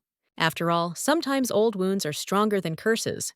At that very second, the Duke began to think, trying to remember what he had forgotten.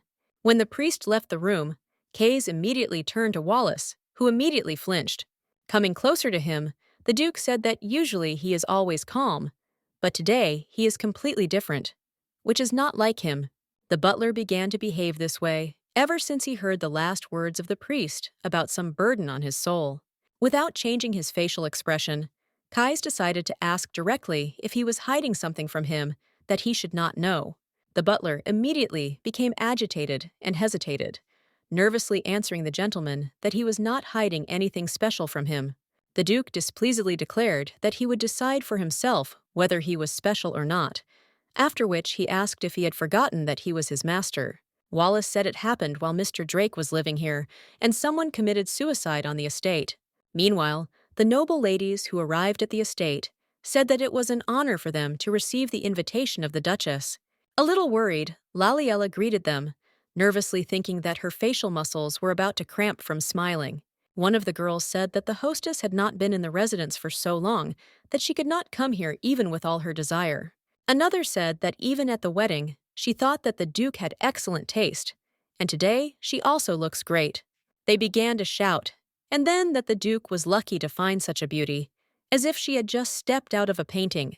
When they sat down at the table, one of the girls said that she had heard that the new villa of the Marquis de Vers was very luxurious. When asked to give a tour, another replied that she would definitely send out invitations to everyone as soon as possible. Among the guests, Laliella noticed Tam, the wife of the Marquis of de Vers, the wife of Count Castor, and the wife of Count Tavarnel. She tried to remember them for so long, but they all cover their mouths with the same gesture and even laugh in the same tone. It was hard for her to recognize them, although everyone is talking so actively, but in fact they don't even really listen to each other. Some talked about the salon, where new dresses had been delivered, while others talked about the siege and the pleasant aroma of tea. For Laliella, this is somewhat reminiscent of their half-asleep conversations with Mulina, but at the same time, they are radically different. By the fact that they have the greatest influence in social circles, it was meant that they are the most talkative. Suddenly, Devers's wife asked with interest why the wife of the Marquis de Marquis had not received an invitation. Another girl answered, instead of Laliella, that the Duchess probably doesn't know, but she also recently got married. The third immediately took up the conversation, asking if they were talking about Lady Aretta. Laliella thought that she had already heard about her, when I suddenly remembered that Madame de Viry and the headmaid were talking about her, and she was one of the Duke's mistresses. One of the girls said that even though she has now become the fifth wife of the Marquise, before she was called the flower of the secular world. She and the Duke were often dance partners and were seen together many times, so this is a definite fact. Suddenly, Laliella's hands began to tremble as she thought that she had decided not to believe the rumors about him until she was sure herself. At that very moment, Marie apologized to her mistress for taking up her precious time, but she needed to look at something. One of the guests said with a smile that there seemed to be an urgent matter, and this made Laliella worry. Devers's wife asked him with a smile not to worry about them and to quickly go and solve the problem. The other girls echoed her that there was plenty of time, and they could still have fun themselves, and she didn't need to rush. The Duchess stood up from her seat, after which she asked the guests for forgiveness for such a sudden absence. The guests saw her off with a smile, but the further she went, the faster the friendly smiles disappeared from their faces. A couple of minutes later, Laliella saw a broken glass, which was a gift for the guests. She asked how it happened. Marie explained that the maid was cleaning here and accidentally broke a glass, after which she began to ask what to do. The maid decided to hope for the understanding of one of the ladies and say that they would order a new one and send it to her estate. Laliella immediately abandoned this idea, explaining that choosing someone was not the best option, and she had a better idea. It's better to say that the gifts have not yet arrived. They will send everything at once when they receive a new glass, and no one will be deprived. Looking at the table, the Duchess thought that, fortunately, she could calmly give the Duke's gifts instead of her own. To catch her breath a little, she went out onto the balcony, enjoying the pleasant weather and the gentle breeze. The girl thought that she needed to hold out for a few more hours. Now she would rest a little and then return. At least everything is fine. Until the laughter dies down, it doesn't really matter whether she's there or not. When Laliella thought that it was much calmer here, she suddenly heard someone calling her the poor Duchess. They discussed with the girl that no matter how much she wanted, she would not be able to do this, and that there was no hope at all in the future. Laliella turned her head in their direction with interest, trying to understand what they were talking about, but it was hard to hear. She heard fragments of phrases about how her wife didn't look very good. They were newlyweds, but they couldn't even do it. Frowning, the Duchess realized that they were talking about her, and that she must be very worried about this. When someone said that the Duchess was extremely worried because she wanted it very much, Laliella immediately blushed. The girl's hands began to tremble again, followed by her whole body as she tried to comprehend what they were saying about her. The guests continued to say that she took a bath for several hours, burned incense, changed the bed, and put on linen. Although this is typical for mistresses, she creates a fuss every day, which exhausts the maids to death. And they wastefully pour only expensive oils into the bath. They say the persistent aroma makes it impossible to breathe. But nothing can be done about it. They say that she is going to give up and take a lover, despite the marriage. At that very second, the Duchess realized that the most influential noble ladies knew about the unsuccessful first nights and about her efforts. Then she wondered who was talking. Perhaps it was the maids or Madame de Viry, or the head maid who despised her. Perhaps it could have been everyone in this house, since almost no one considered her the mistress of the house and the Duchess. Their glances were not friendly, but she could not even imagine that they would mock so openly. One of the girls said that it was her own fault, because she sat in her wilderness and didn't even poke her nose into secular society. And suddenly, she dared to accept the Duke's offer, and didn't even question it. In the end, she would be a widow with her husband alive. All these people called the Duke arrogant, because he rejected so many society ladies and chose a hillbilly. Lali did not understand what was wrong with her family, because her grandfather was an outstanding scientist, and he was entrusted with teaching the imperial family. Her family, who never harmed anyone and managed the lands wisely, suddenly became the subject of all sorts of conversations. And now she is suffering such terrible treatment, and all because of her marriage to Duke Elmano, which is not even entirely logical. They were in an even worse situation than if she had refused him, but she didn't understand what Duke's problem they were talking about. Suddenly, Devers's wife said that this marriage only confirmed everything, but Laliella did not understand what she meant. She added that it was strange that the young man, capable of getting anyone, did not touch a single woman. The Duchess assumed that they were hinting that he really had a mistress, but there was no evidence. Another guest sadly said that she still believed that he was simply keeping his purity for his chosen one. The interlocutor asked where she had seen a young duke who would do such a thing, adding that such a thing does not happen. The girls laughed when they suggested that Duke Elmano was also protecting himself from his only wife. Laliella thought that he might have a mistress, but who knew that he would neglect his wife so much? When tears welled up in her eyes, she thought what she should do now. I don't want to spend my whole life like a puppet. Meanwhile, the girls continued to say with a smile that they still felt sorry for the Duke, even though he was not perfect in everything. With such a height, face, and figure, being a eunuch is very terrible. Hearing this sent a shiver down the Duchess's spine. Laliella couldn't believe that the reason why he couldn't even hug her was not because of his secret mistress, but because he was a eunuch. Meanwhile, the Duke sat in his study with a glass of wine, remembering Wallace's words about committing suicide because of Mr. Drake. Kais instantly became gloomy, trying to imagine how many such incidents had happened during the years of his father's life in this estate. The guy remembered that Drake abused the wife of a knight loyal to their family while he was away from home for a long time. He pursued the daughter of a bankrupt aristocrat, promising to make him his second wife, and then abandoned her to the mercy of fate. As a result, one of the victims committed suicide, and Drake paid his family and sent them abroad to apologize.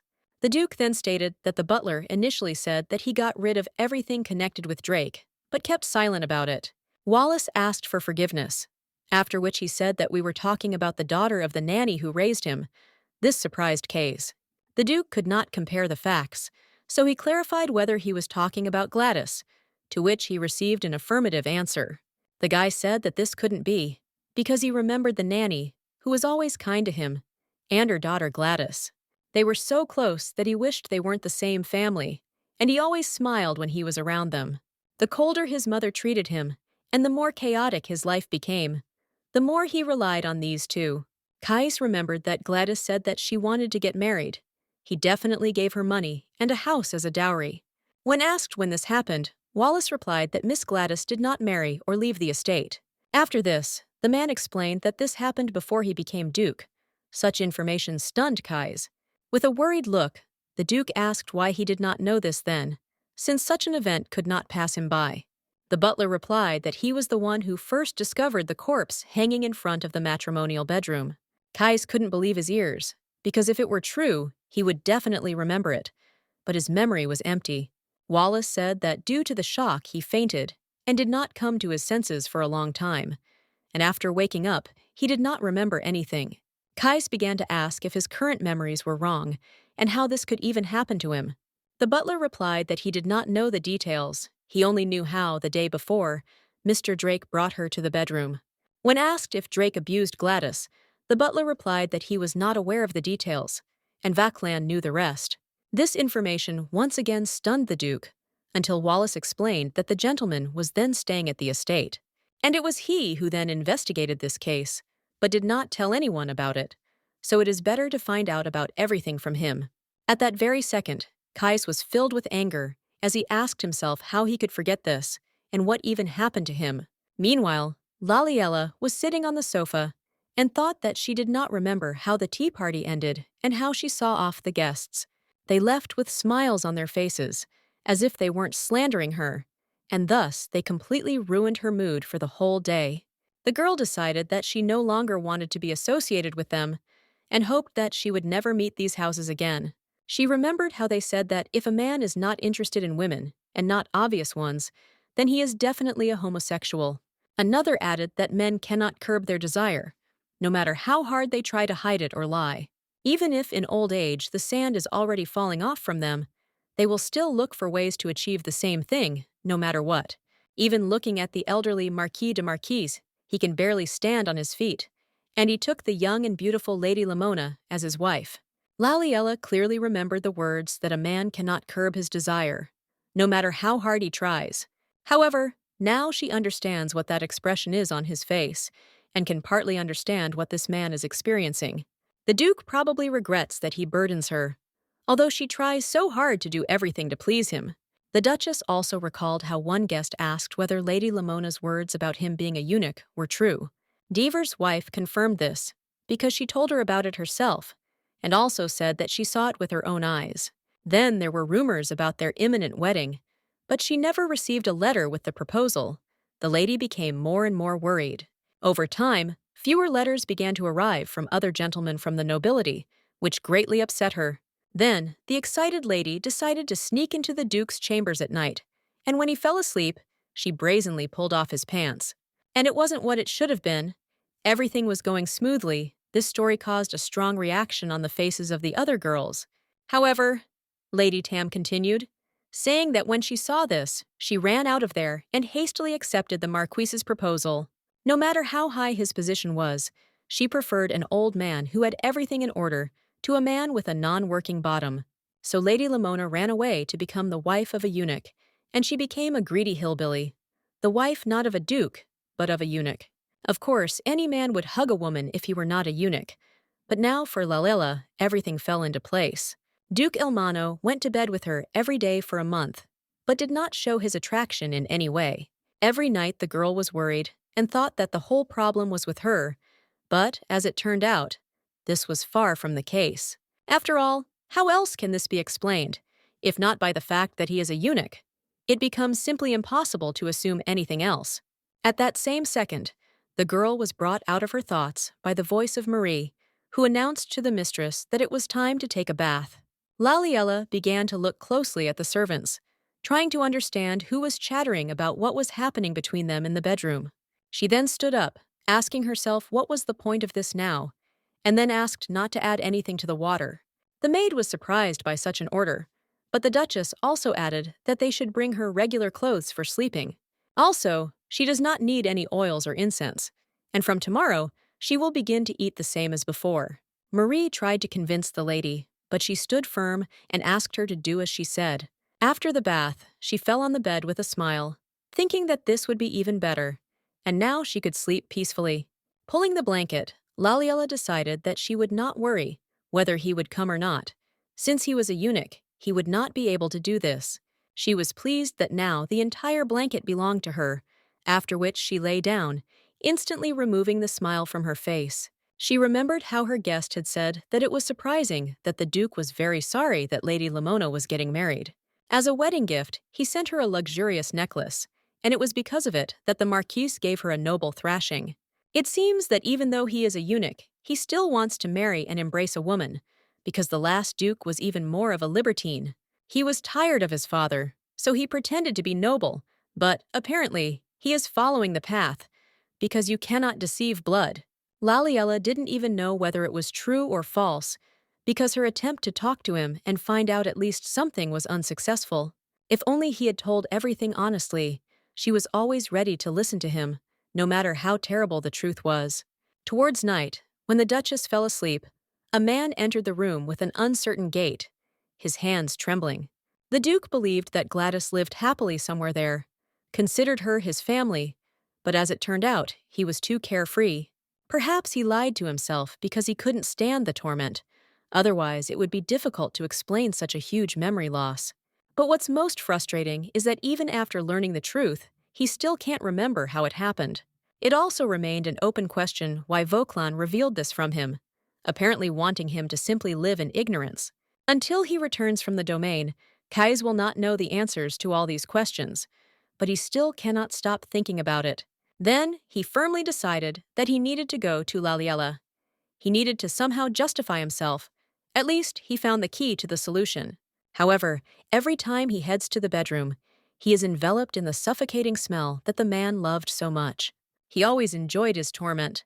Kays always thought that it brought him incredible satisfaction. Suddenly, he saw in front of him the image of his father, who said that no matter how much he thought about it, it was very strange. He shared a bed with so many women, but none of them became pregnant. But his mother was able to do so.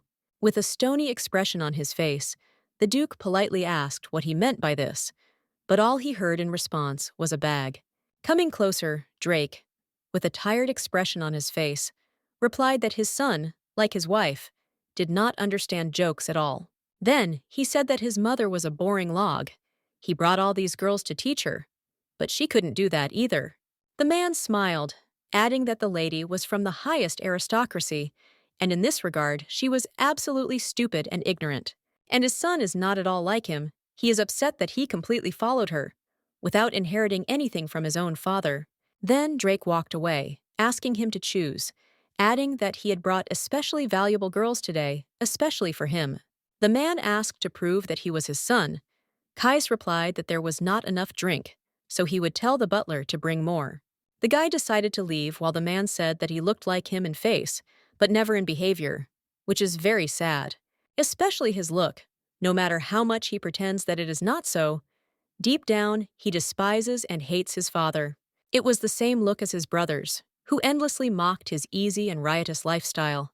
Closing the door behind him, Drake said that a little later, he would send him one gift, and he would definitely like it. Drake has disappeared. But as if to strike, he sits inside him and slowly destroys him from the inside. But when will the nightmares come to an end? When he approached the room from which a bright light was coming out, the guy immediately felt a familiar and warm aroma. Entering the room, he noticed Laliella sitting on the windowsill, after which he approached her, awkwardly addressing her. The girl greeted him with a smile, after which she heard the question why she was here. She thought about it before answering. Lowering her head in embarrassment, she replied that there was no need to worry about anything, and that she could take a little rest. The guy didn't know what exactly she was worried about, when suddenly the girl raised her head, asking if he would hug her now. Suddenly, he became excited, after which he turned sharply and blushed, thinking that he was no different from the beast. Standing with his back to Laliella, he apologized to her. I will explain that he still does not have the right to stand in front of her like that, and he cannot hug her in such an undignified place, because he needs to spend the first night in the marital bedroom.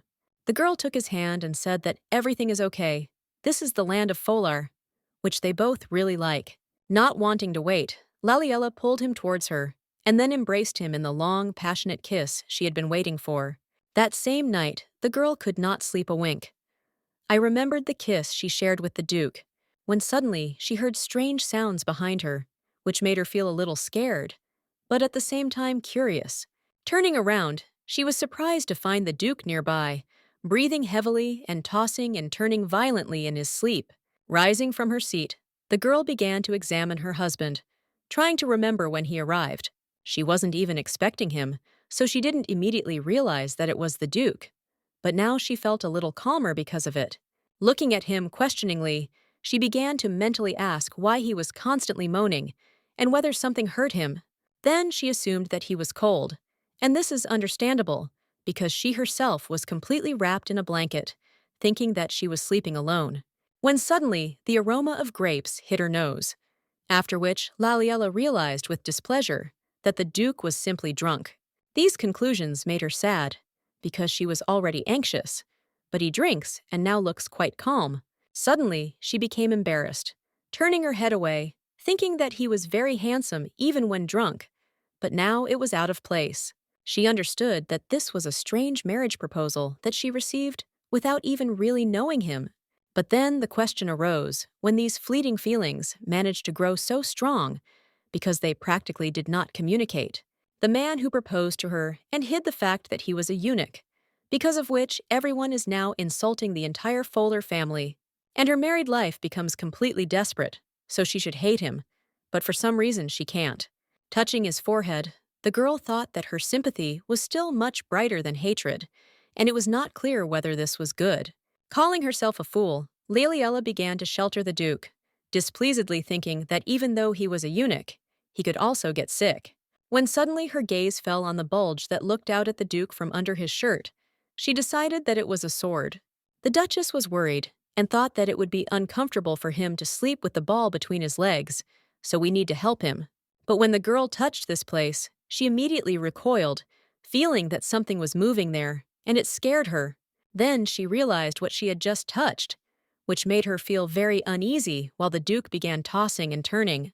In her sleep, the guy exposed himself in front of her, which is why the girl's face showed shock, because she had never seen anything like this. Covering herself with a blanket, she thought that this is the thing that men have, and when excited, swells and hardens. Covering her head, Laliella blushed deeply, concluding that it was not a sword, but something completely different. She didn't understand why Mulina compared it to a key, because it was even larger than the rolling pin that the nanny used. She began to wonder if it was really entering a woman's body, which then raised the question of whether he was a eunuch. Suddenly, the Duchess's eyes widened when she felt the Duke begin to press himself against her from behind. She felt very awkward when she felt the Duke on her back and did not know what to do in such a situation. Suddenly, her lower abdomen felt warm, while the Duke became even more unrestrained, and she asked him to wait. At that same second, a groan escaped her, after which she covered her mouth with her hand in shock, not expecting something like this from herself. Suddenly, Laliella felt the Duke tremble and then stop, which calmed her down a little. Thinking that the girl was sleeping, Kais rose from his seat and then headed towards the exit, telling himself that he was completely crazy. Rising up, the Duchess watched in surprise as he left, trying to understand what had just happened. There was excitement written all over her face, because she realized that Duke Elmano had no problem with this at all, because of which hundreds of questions began to arise in her head again. She did not understand why this was so and what was wrong with her. The next day, Laliella began studying the books again, while Marie, standing to the side, watched her mistress with concern. The lady ate poorly and spent the whole morning in the library looking for medical reference books that she usually doesn't touch, and the air around her was already heating up from her anger, so she decided that it was better not to touch her over trifles. Suddenly, Marie noticed that she had already drunk all the tea, so she picked up the teapot and thought that she needed to brew a new one. She then decided to contact the Duchess, but there was no response, after which she made a couple more attempts. Laliella didn't want to respond to anything, when suddenly a book hit the table loudly. Ask what the reason was. Not a single book writes why a man with a normal genital organ refuses to sleep with his wife. She will either die of curiosity or burst out of anger and die. Because of this, her mood is simply terrible. Now, she doesn't care about the need to save face as a noble lady, because she has the right to know why he treats her like this. A couple of minutes later, she looked out from behind the tree. I think that he is most likely in the office now, and is definitely busy with work. Looking out of one of the windows, the girl discovered that the Duke was now in the library, which was located under the office. Mr. Vauquelin was also with him, although she heard that he had left on an inspection, but apparently had recently returned. Watching them, Lali wondered who, when looking at them, would even decide that they were cousins. The Duke, with whom everyone has a hard time, and Mr. Vauquelin, who is always kind to everyone, and even outwardly they were very different. Laliella understood that they were complete opposites, but they say that these are the people who are attracted to each other. She noticed that the servants loved Vauquelin. With a character like his, one could get along even with the cold Duke. After this, the girl decided to go to her husband when Mr. Vauquelin left, so as not to interfere with their fraternal conversation. Suddenly, horror appeared on her face when the Duchess noticed that Case grabbed his brother by the shoulders and began to press himself against him. She immediately remembered how the girl said that if a man is not interested in women and is not a eunuch, then he is definitely a homosexual. Grimacing, the girl asked herself why right now she remembered the words of those ladies, because this made her feel uneasy. However, everything was exactly as they said. The Duke does not do this with a woman, but he is not a eunuch either. These two are very close as brothers, but it was difficult to believe that the Duke was a homosexual, and with his cousin. Then Laliella decided that no matter what she thought, this was not so, because this simply could not happen, and it sounded like nonsense. After all, Vauquelin could have simply fallen, and in general, nothing is clear, because from this angle, practically no details are visible. Although the Duke is cold, not very talkative, and sometimes annoying, he is not the person who could deceive her like that. She remembered that she had observed such a scene at the ball, where she and the Duke first crossed paths, where the two hid from prying eyes. I only understood that it was not an easy kiss, but a kiss filled with desire and involvement in each other. The man pressed the girl against the wall, and the girl wrapped her arms around his neck. It was clearly visible that they madly desired each other. And now these men found themselves in the same position, even though the Duke had his back to her. The two pictures were very similar. She remembered Vauquelin's words that he had never seen the Duke smile, even in front of attractive ladies. Laliella began to shake as she realized that last night the Duke had a dream with Mr. Vauquelin, which is why he did this to her. Involuntarily, she looked at someone who didn't even want to hug her, and she never really held a grudge against anyone. Hearing talk about how he fucked, she got angry and hated him, but on the other hand, she felt sorry for him. Half an hour later, Laliella was sitting at the table, deciding to write a letter to her brother and Melina to tell them everything. With a flushed face and tears in her eyes, the Duchess thought that now there was no need for all this. Now she could allow her brother to scold her for her selfishness, but she was no longer able to prolong this suffering. Having finished with the letter, she without hesitation handed it to Marie so that she could send it to the barony of Folar as soon as possible. Last night, when all this happened, the Duke woke up, surprised to find Laliella next to him. He had a dream with her participation. When he realized this, he began to ask when he managed to come here, because he did not remember anything. He reproached himself for coming here drunk, and he also had a similar obscene dream right next to Laliella. Then he stood up from his seat, thinking that if she saw him like this, there would be problems. But he really is the worst husband. Looking at the girl who was completely wrapped in a blanket, the guy thought that she was still very cute at any time, and this dizzying smell became weaker, perhaps due to the fact that she was completely wrapped in a blanket. He asked her to wait a little longer to make this dream come true, and he would have to talk to Vauquelin. Before dinner, the Duke's cousin stood in the square and did pull-ups, glad that he had finally returned home. He imagined that he would first go home and soak in the bath, and in the evening, he would drop by his favorite pub with a beautiful girl. When suddenly one of the soldiers noticed the Duke, Vauquelin turned his head and saw a disgruntled brother walking in his direction. The guy was glad at first that he came out to meet him, but Kai silently grabbed his hand and dragged him along.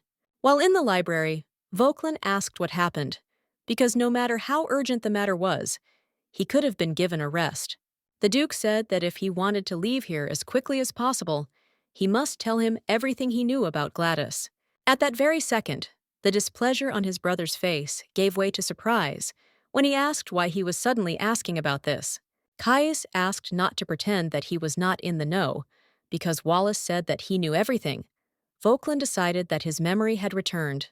The Duke replied that it seemed that the reason he had not yet been able to spend the first night lay in those memories.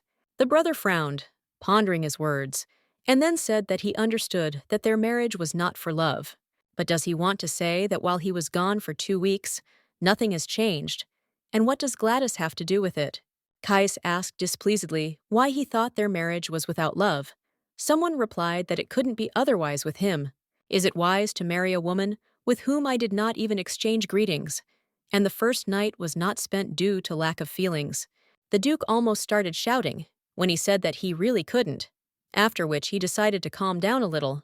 He then said more calmly that something happens to him when he walks into the bedroom and he can't do anything. Laliella did everything in preparation for her wedding night, but he can't even really stand in the bedroom, let alone sleep. If he runs out into the corridor, unable to bear it, he sees illusions with Drake, after which he immediately begins to choke. It is so painful that you have to drown it out with alcohol, although this only helps for a short period of time. All the doctors say that everything is physically fine and the problem is in his head, but they have not been able to find the cause. That is why Voklan must tell everything he knows, and now the Duke is ready for anything to solve the problem. The brother frowned again, after which he rubbed his face with his hand, realizing that he would now begin to tell not the most pleasant things. When Caius was 20 years old, the imperial family organized hunting competitions for the heirs every 2 years. And that day, he learned for the first time that his father was importing various substances and using them for his parties. But the worst thing was that it was he who managed all the affairs of the duchy on behalf of his wasteful father. As a result, it turned out that he signed documents for the purchase of various substances under the guise of trading funds. The imperial family did not accept the greetings from the Elmano family, as their trade machinations quickly came to light, and the proud heirs of other families openly ridiculed and criticized him, although this was not the Duke's fault. In their eyes, he was his accomplice. That day he returned home covered in mud from head to toe and got drunk for the first time. Vauclante said that on that day, Drake, seeing him drunk, said that Gladys would wait on him in the bedroom. Caius was a little surprised, but still could not connect any logical chain of everything that happened. The brother continued, saying that on his orders, she was bathed as a bride before her wedding night and anointed with fragrant oils. After she was dressed in light clothes, Drake made Gladys a bride and then sent her to Caius's bedroom. So at first, this girl went not to the Duke's bedroom, but to his, and for a second, memories began to return. He remembered how this girl straddled him, then kissed him tenderly, while her eyes glowed with desire. He remembered the first time he felt bad when he saw a girl sitting on top of him asking if he liked him. Gladys took his hand and asked him to touch her. Fear immediately came over the guy, after which he scaredly pushed her away. Starting to choke, he turned his head in her direction, asking what she was doing and how she could do this to him. As a result, he kicked her out, and after some time, with the help of his father, he discovered her body, which was hanging in the middle of her bedroom. Stunned by these memories, the Duke asked his cousin in horror why he didn't tell him about this. After all, no matter how shocking this event was, he should have known that it was much better than keeping something like this from him. He could have told at any time, but he preferred that his brother remain in the dark and suffer because of it. Vauclin frowned, answering dissatisfiedly that if he had discovered her by chance, after sobering up, then he would definitely have told her. Confusion immediately appeared on the Duke's face as he asked what he was talking about and how he ended up discovering her. Vauclin didn't know whether to talk about it, but he still said that Drake specifically called him and forced him to see it. This rumor was well known to everyone. The Elmano family served as an excellent example for all other aristocrats. But she had one drawback and the biggest shame when his uncle, who headed the family, died in an accident. One person, long before the funeral began, gave a large share to the imperial palace and temple as a donation. Then he appropriated the ducal title to himself, so that the family could not do anything about it, and he emerged victorious. This was Duke Drake Elmano, who had a small son, Caius, who, due to his age, still did not understand anything. At such a young age, he didn't care about politics or the things his father did when he was Duke. Instead of the Duke, calm even under contemptuous glances, it was the child who was tormented by remorse. Caius looked at Vauclin, but then only looked away, which caused tears of sadness to well up in the boy's eyes. He shouldn't think that Vauclin considers him family. It's just that his father will suffer if he manages to do something wrong. If the heir follows a crooked path, all paths will be blocked for him in the future, and he could not allow this. Therefore, to protect Elmano's family, Vauclin decided to stay behind for him, to make sure that he did not become like Drake. But the situation took an unexpected turn when Vauclin discovered his brother lying unconscious in front of the hanging girl. Horror seemed to seize him when he ran up to Caius, deciding that something had happened to him and his father was standing behind him. Suddenly, from around the corner, Drake, sitting near the wall, spoke up, saying that they had not seen their little brother for a long time. The man immediately angrily grabbed him by the chest, asking him what he had done to bring his son to such a state. Drake replied that he was his father, and that's why he raised him. But such an answer only caused disdain on the part of Vauclin. The man added that his dear friend Kaisa became an adult this year, and the guy's gaze immediately turned to his body. Drake continued, saying that even though his son didn't feel anything special about her, her feelings had changed. So he decided to give her a big idea by asking if she wanted to serve in his son's bedroom.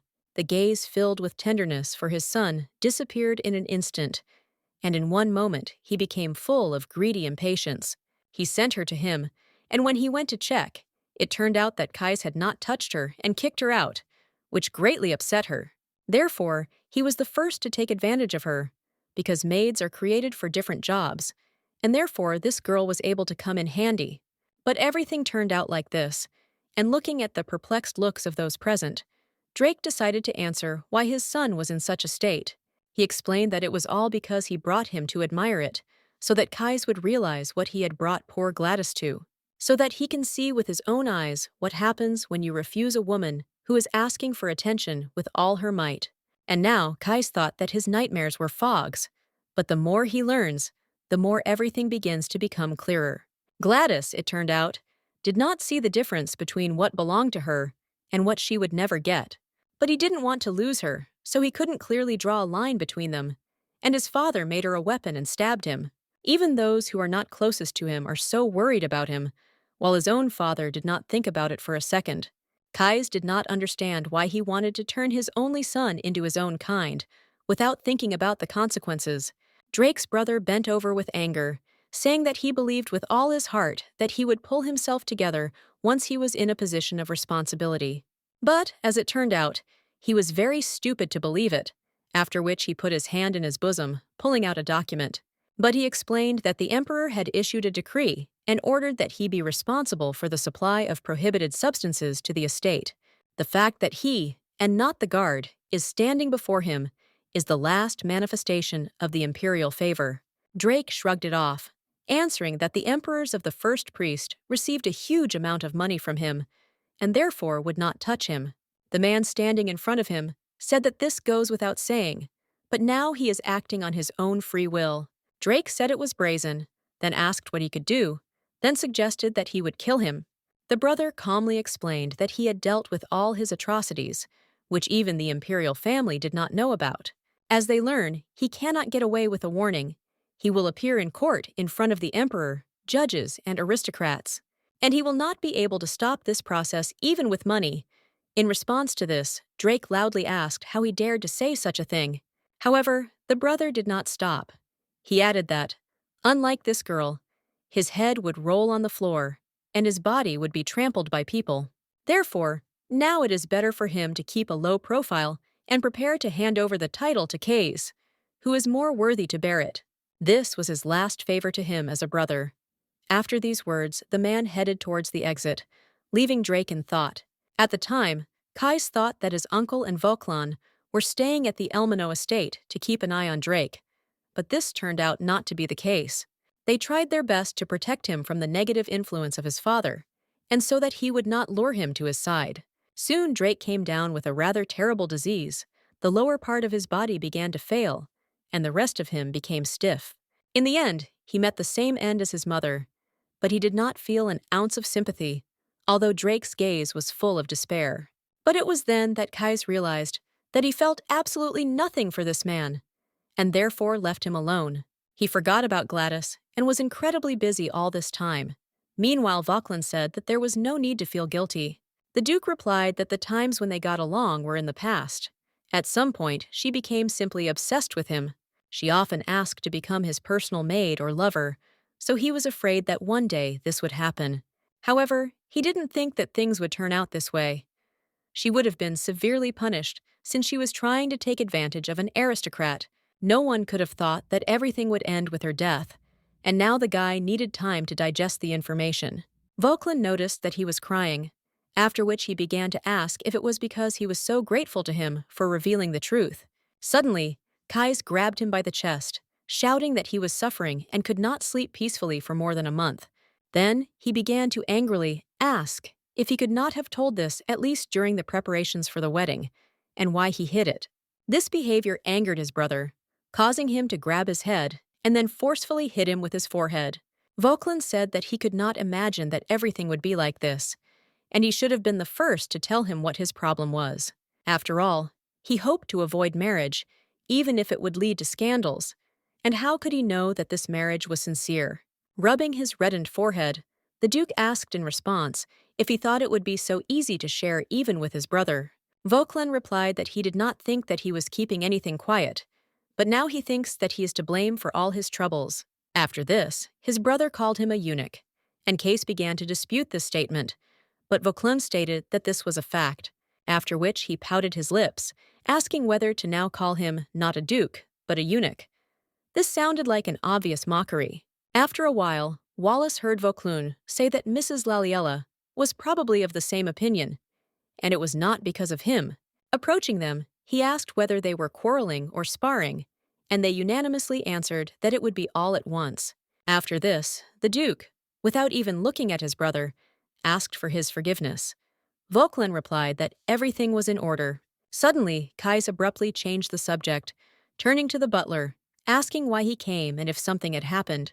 In response to this, the man held out an envelope and explained that Mrs. Laliella had asked to personally deliver this letter to him. She wrote that these days had begun for her, and she would feel ill all week, which is not why she asked not to come to her bedroom. The guy sadly thought that he wanted to quickly tell her that everything was in order now, but it would only be in vain to burden her with this. He thought that there was no need to rush, and it was better to restore order in his soul while Laliella was temporarily absent. After that, he thought that it seemed like this would be the longest week of his life, but it would be worth the wait. A week later, the Duke was surprised to see Lonace, who greeted His Excellency politely. Caius did not understand why he had come to his estate, answering that he had not received any news of his visit. The blonde replied that everything was so, and he immediately arrived here as soon as he received a letter from his sister. After this, the servant handed him the notebook, and the Duke began to carefully and with interest study the contents. When asked what it was, Lonace explained that the records of all the court cases of the Vajraman Empire for all the years of its existence were collected here. Specifically, those in which the marriage was not recognized were highlighted, and he personally worked to find the necessary cases. The blonde explained that, as he knows from the history of the empire, a marriage without the first night is considered invalid. Therefore, this marriage is also like that, and as the head of the Fuller family, he now takes his sister back to his domain. Meanwhile, Laliella was already prepared and stood near the window, dressed in completely black robes as a sign of departure. After her letter, her brother immediately arrived here, having found a way to return her to Fuller, which made her departure much easier. Looking out the window, the girl noticed servants who were carrying her things to the carriage, under the close guidance of Lonace. If this marriage was declared null and void, it would be difficult to get married again. But right now, she didn't care at all. Secular society will be agitated again, so when it's all over, she's going to go to a monastery. If the Duke suddenly refuses, it will take time. But since his brother has already talked to him, there is no longer any need to stay in the estate. Laliella left all the things she received from the Duke, including the ring, and decided that she would not take anything. As soon as she stepped out into the corridor, she came across Marie, bursting into tears, who immediately went to her mistress. She couldn't believe that Laliella was really leaving, after which she asked her not to do this, although she knew that it would not help. The girl replied that thanks to the maid, she was not lonely here, but she should continue to remain happy. After this, the maid decided to take the lady on her way for the last time, when suddenly they came across the Duke in the corridor. The guy didn't want to talk to her, but he immediately stopped when he saw her angry expression and couldn't say anything else. Laliella thought that he just now called her by name, never even looked into her eyes or took her hand. She only wished that he would call her name just once, but now it was too late for such things. The girl heard the maids chuckle, saying that it would be so, and among the others stood the head maid and the governess. Knowing full well that she heard everything, the head maid called her the empty Duchess who sold herself for gold coins. Yesterday, Madame Desviry tried to break into her room, completely ignoring the words about her illness, thereby showing her impudence. After that, she scolded her right outside the door, calling her an ugly wife who could not even observe banal etiquette. She hoped that one day they would pay in full for their vile words, and turning around at last, she noticed Kai's. He always hid behind a mask of icy indifference, but for some reason, now he had a face full of melancholy and sadness. Perhaps he did not expect this at all, but it did not matter. In front of the carriage, Laliella only said goodbye to Marie. The girl did not understand how much she seemed worthy of ridicule to him, that he openly did this with his brother. However, even this was not the worst thing, because now she found another reason to never return here again. If suddenly she was not an empty place for him, then he will not even pretend that he wants to hold her, but calmly lets her go. After that, the lone carriage set off, leaving behind the silhouette of the Elmano estate, along with its inhabitants. When she first arrived here, she was overwhelmed with various emotions, and at the moment of farewell, she feels nothing at all. She never wanted Elmano's high position, countless riches, or the glitz and chic of the secular world. Laliella wanted only one thing, but she was foolish, so naively hoping for a fleeting first meeting that enchanted her. The next second she looked at her brother, who looked downcast, realizing that they were in for another problem. The girl apologized to him, but Lone responded by taking her hand, worriedly and caringly, asking if she was okay. This question caused emotions to burst out, after which Laliella began to cry, unable to contain this burden within herself.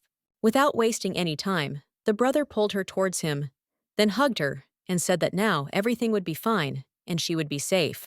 While he was saying that everything would be okay, the girl clung to him, sobbing loudly to drown out her grief. She thought that only 4 months had passed, but it felt as if this torment had lasted much longer, and it would take much longer to erase all this from her memory, but she believed that she could cope with it. Just like her brother said, one day everything will be fine, and she believes him with all her heart because she knows that he will be there for her.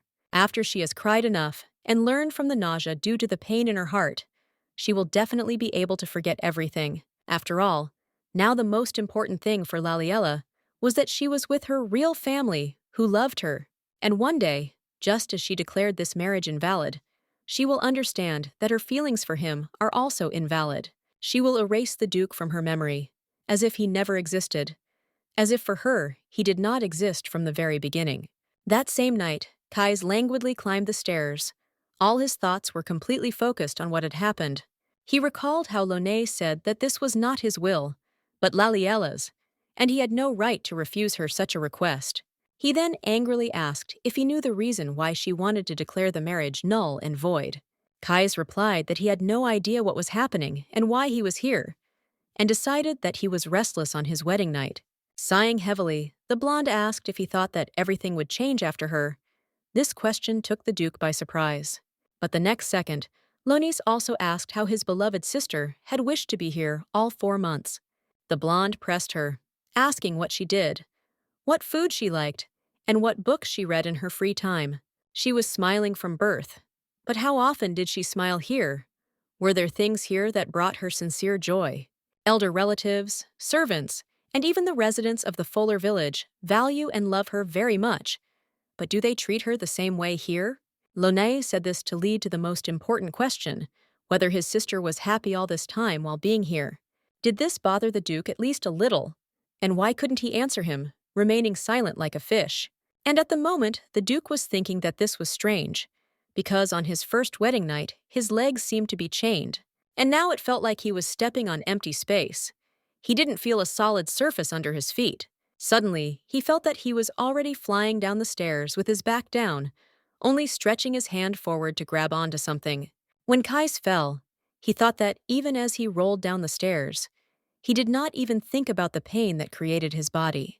He remembered again how Lonace had asked if he knew why he had decided to marry his sister to him. It wasn't because of the Elmano family's fame or the chest full of gold. Their wealth had nothing to do with it. It was all about his sincerity, which was proven by his frequent trips to Folar.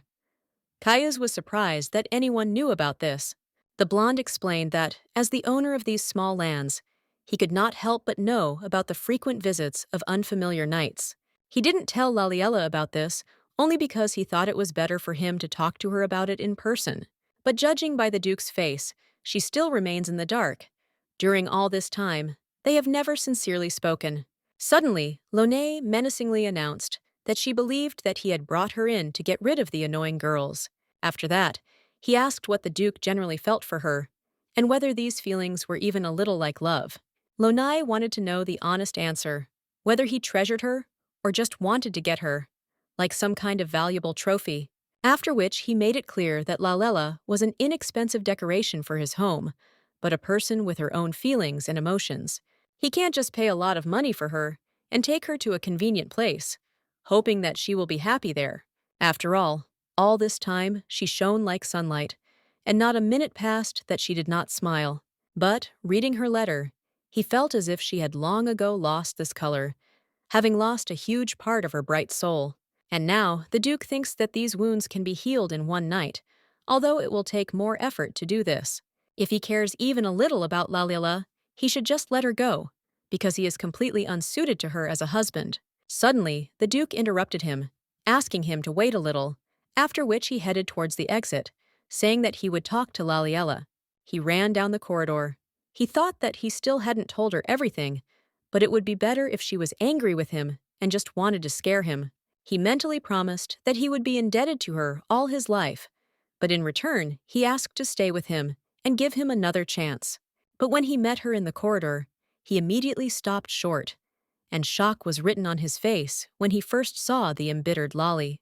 He immediately remembered Laliella, who sat down even in a simple dress in that luxurious hall when they first met. But because of him, all this radiance and shine disappeared in an instant, and the girl glared at him with a disdainful gaze. He couldn't hold her, otherwise she would only hate him even more, and he didn't want that. Now he was trying to understand when everything went wrong, because he just kept her with him, thinking that he had found his happiness. This is all he wanted. But now he literally begged and asked the Lord that all this would turn out to be just a bad dream. Let her still wait for her every night, because he so desperately wanted it. But the bed in front of him was empty, when suddenly his gaze was directed to the nightstand, on which Laliella's abandoned engagement ring lay lonely. Taking it in his hands and kissing it, the Duke thought that the shadow of her fingers remained on the ring, the last thing that remained of her. He admired her hands, awkwardly squeezing the hem of her dress, but didn't even think about taking them because he was too afraid. The guy was sure that she probably became sadder every time he turned his back to her. He did not see her saddened face, but now he was sure that it was with this expression that she looked at his back. When the Duke lay down on the bed, he imagined next to him the silhouette of Laliella, who was sleeping peacefully opposite him, as if alive. Crying, Kai said that, although she could not forgive him, he asked to give such a worthless and stupid weakling a chance, because it was at that moment, when she finally left him, that he turned into an incapable fool. The next day, the Duke was in his office and looked at the garden, imagining Laliella digging in the ground. Since she informed him about the onset of Women's Days, she had not gone out into the garden, which is why he could not watch her. Lonai's question about whether he was even remotely interested in how Laliella was doing echoed in his mind. With sadness on his face, Kay's thought that she was no longer here, and he only began to be interested in how she lived all this time. After all, he couldn't even answer a single question from Baron Fowler. He wondered why she was courting her so intensely. Sitting down near the thicket of flowers, the guy noticed an unfamiliar plant, which he had never seen here before. Even the flowers had not bloomed, only the leaves were thick. Perhaps this was the same plant that she cared so hard for. Without thinking twice, the Duke decided to turn to the gardener, who at first did not understand that the guy was addressing him. How many years had he worked here, and the Duke speaking to him for the first time? He immediately asked how he could help him.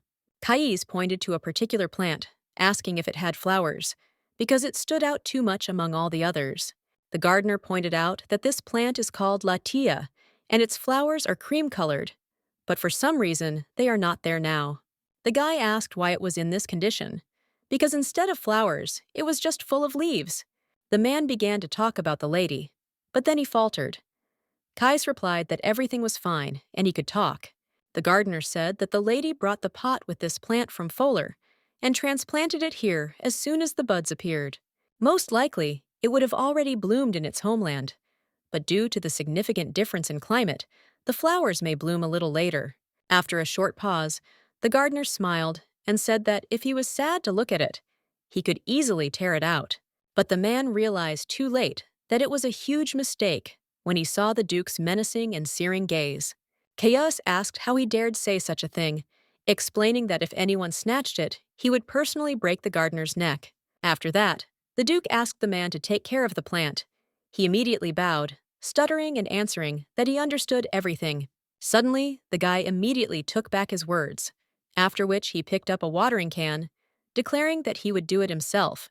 It would be great if she could come back and see the flowers that she had been taking care of for so long and diligently all this time. While he was busy watering, out of the corner of his ear, he heard someone say that she didn't leave on her own. She was simply kicked out. If the first wedding night had not taken place for a whole month, she could have guessed and left. But she turned out to be brainless. The maid said that Laliella only made a fuss about being anointed with expensive oils and looking for special clothes for sleeping. The servant who walked behind them said with a smile that he knew that this would happen because a hillbilly could not become Elmano's mistress. Cais asked the gardener if they were now wagging their tongues about the Duchess. The man trembled, but answered in the affirmative. Horror washed over the man when the Duke, with anger in his voice, asked whether this often happened under the Duchess.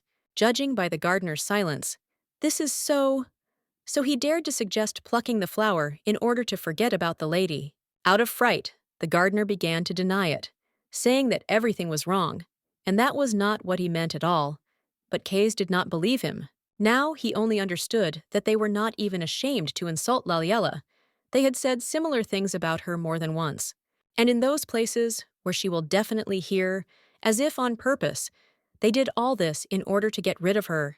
When the Duke got closer to them, the servants turned around at the same time, noticing with horror the menacing expression on his face.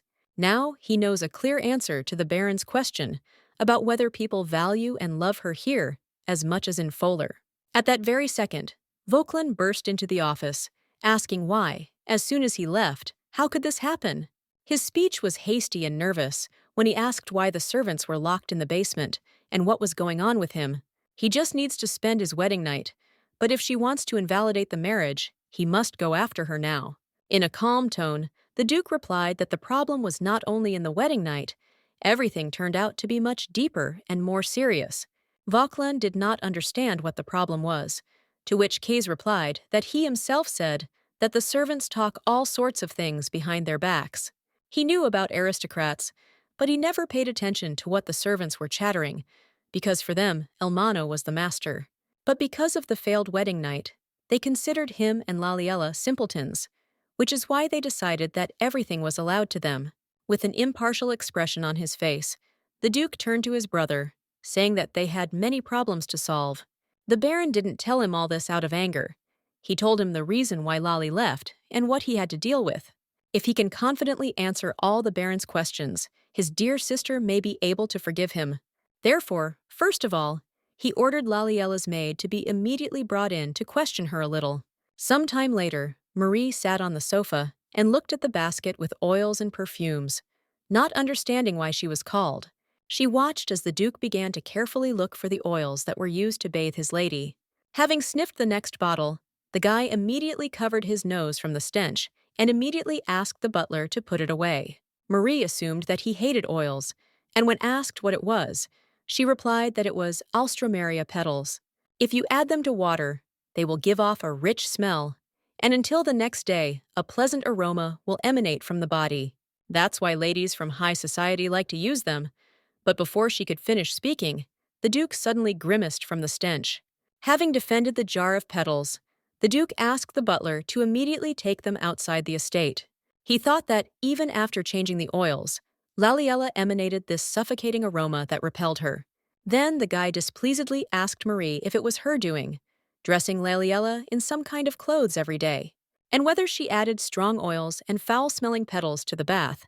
In response to this, the girl trembled and cried. Jumping up from her seat, the maid bowed, declaring that she was guilty, and then asked for mercy. Marie screamed that the mistress only said that she needed to carefully prepare for the night, but her greed was to blame. There really was no malicious intent in this, because if she knew that he didn't like it, she would never have done it. All this was for the sake of the mistress, and she did not think that everything would turn out this way. so now she tearfully asked you to believe her. Kais remembered that the maid, who was extremely saddened on the day of Laliella's departure, did not let go of her hand until the last. Even now, she was protective of Laliella. It was obvious that she seemed to be the only one here who was on her side. Vauquelin decided that this was enough, after which he asked how a maid, who did not even know him, could do such a thing.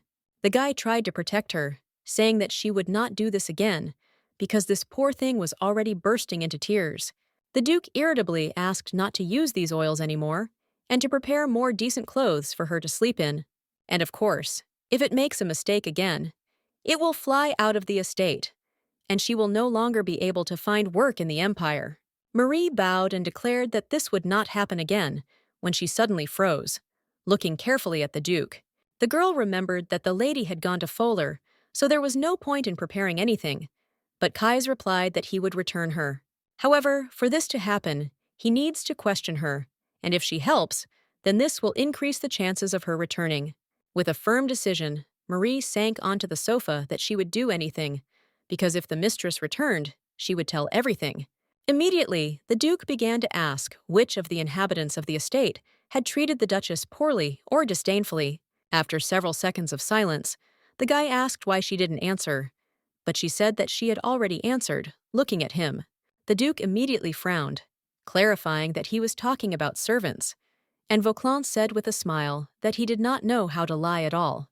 Marie lowered her head and said that the headmaid and Madame de Viry behaved disgracefully towards her. Madame Desviry often insulted her mistress, found fault with her every action, and humiliated her family at any convenient moment. The headmaid openly ignored her and insisted that the lady came from the wilderness, and also did not show her the account book and warehouse.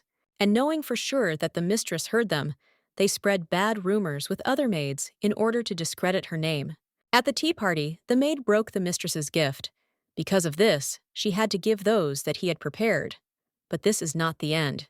After the mistress left, she overheard the conversation of the headmaid, who specifically ordered the maid to do this, and ladies from high society, whom Madame de Viry recommended, came to look at the mistress, who did not have a wedding night. All this was done in order to destroy her reputation, and they did all this by agreeing with each other. Kais was openly stunned by such a revelation from the maid, after which he loudly ordered them to be brought immediately. 10 minutes later, the headmaid, along with Madame de Viry and 2 other maids, stood in front of the entrance to the office. One of the women asked why he collected them separately. The second replied that she had no idea. Perhaps this is to praise them for their hard work, because they had a very hard time because of the hillbilly Duchess. The headmaid smiled, saying that there could be no other reason, but deep down she was tormented by doubts. A couple of minutes later, they were led into the office, where they were met by the Duke, who greeted them with reserve and politeness. He began by saying that all this time they had been taking on the role of Elmano's mistress, who agreed and bowed. But the Duke added that they were doing what she was accustomed to do, and thought that they could actually take her place. Fear appeared on their faces when the guy added that they were arrogant and dared to disparage his wife. Trembling, the headmaid began to make excuses, saying that he had misunderstood something because she didn't want anything like that. Kais interrupted her, saying that she was babbling about what was happening in the bedroom, and also ignored the Duchess in her requests. The woman replied in a trembling voice that this was not so, and she thought that the mistress would be difficult to manage. Having asked Wallace for the papers, the Duke showed them to the maid, after which he asked what she could answer to this. She had evidence in front of her that she had taken over Elmano's assets without notifying anyone. Bursting with tears, the headmaid screamed that this couldn't be true. It was a lie, and someone was clearly trying to slander her. However, Kais did not believe a single word she said, after which he asked with a disdainful look how many servants she had bribed. Then he ordered her property to be confiscated, flogged and expelled from the city, along with those who were at one with her. The soldiers immediately grabbed the culprits while they asked to be released, simultaneously begging the Duke to have mercy and spare them. Kais turned to Madame de Viry, saying that he would like to tear out her tongue right now, but he cannot, because she still remains a noble. But if she mentions Elmano's name one more time, he will pursue her to the last, tearing her mouth open and tearing out her tongue. After this, the Duke headed for the exit, ordering the butler to immediately prepare the horses for immediate departure. To Wallace's silent question, the guy replied that he was going to Fowler to return what he had lost in ignorance. Meanwhile, Laliella sat at the table with the children in the open air, enjoying her native outskirts. Upon returning home, she fell ill for 3 days, and as soon as she came to her senses, she was busy with various things. So at least she could not think about anything, and now 5 days had passed. Now the girl felt a little lighter. When she returned home, she met Madame Terra, after which she began to ask if there was lamb for dinner today, because she was hungry. But before she had time to walk even a few steps, her brother suddenly called out to her, asking the girl to come to him for a minute.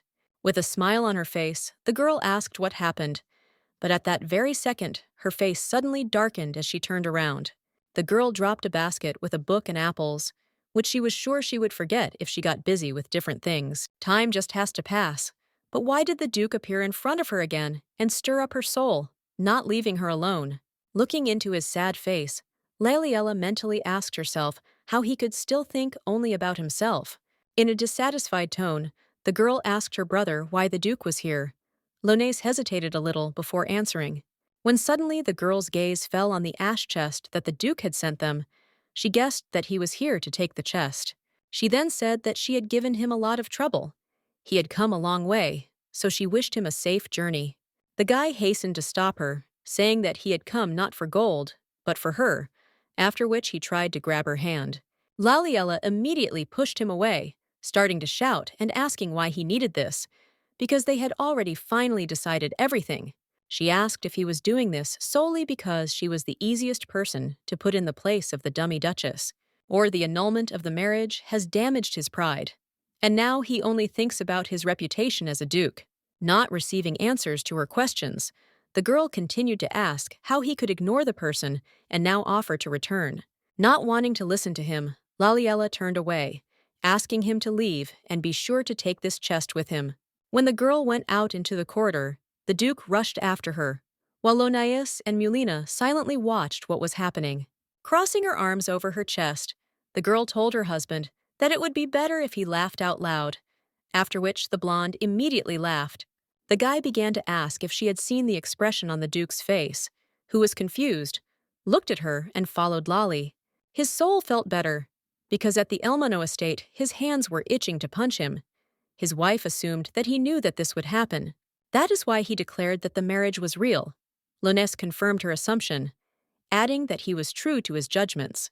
At that moment, the Duke was definitely in love. This was evident from the look he gave his sister, but no one else. That's why he sent her to him. But who knew that he was still a fool who couldn't really express his feelings? After this, the guy invited his wife to have dinner together. She replied that this was a great idea, because she was hungry anyway.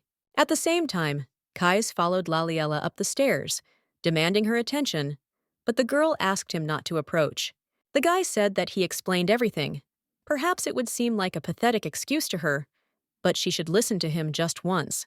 Laliella was shocked that he only now decided to talk, because before it seemed that he had no language. She then said that it didn't matter now, and she didn't care what sweet talk he was going to make. The Duke called out to her again, asking her to spend only an hour, after which he corrected himself, saying that he would tell everything at dinner. The girl asked if he was going to have dinner here, clarifying that in their house there was no food worthy of Duke Elmano.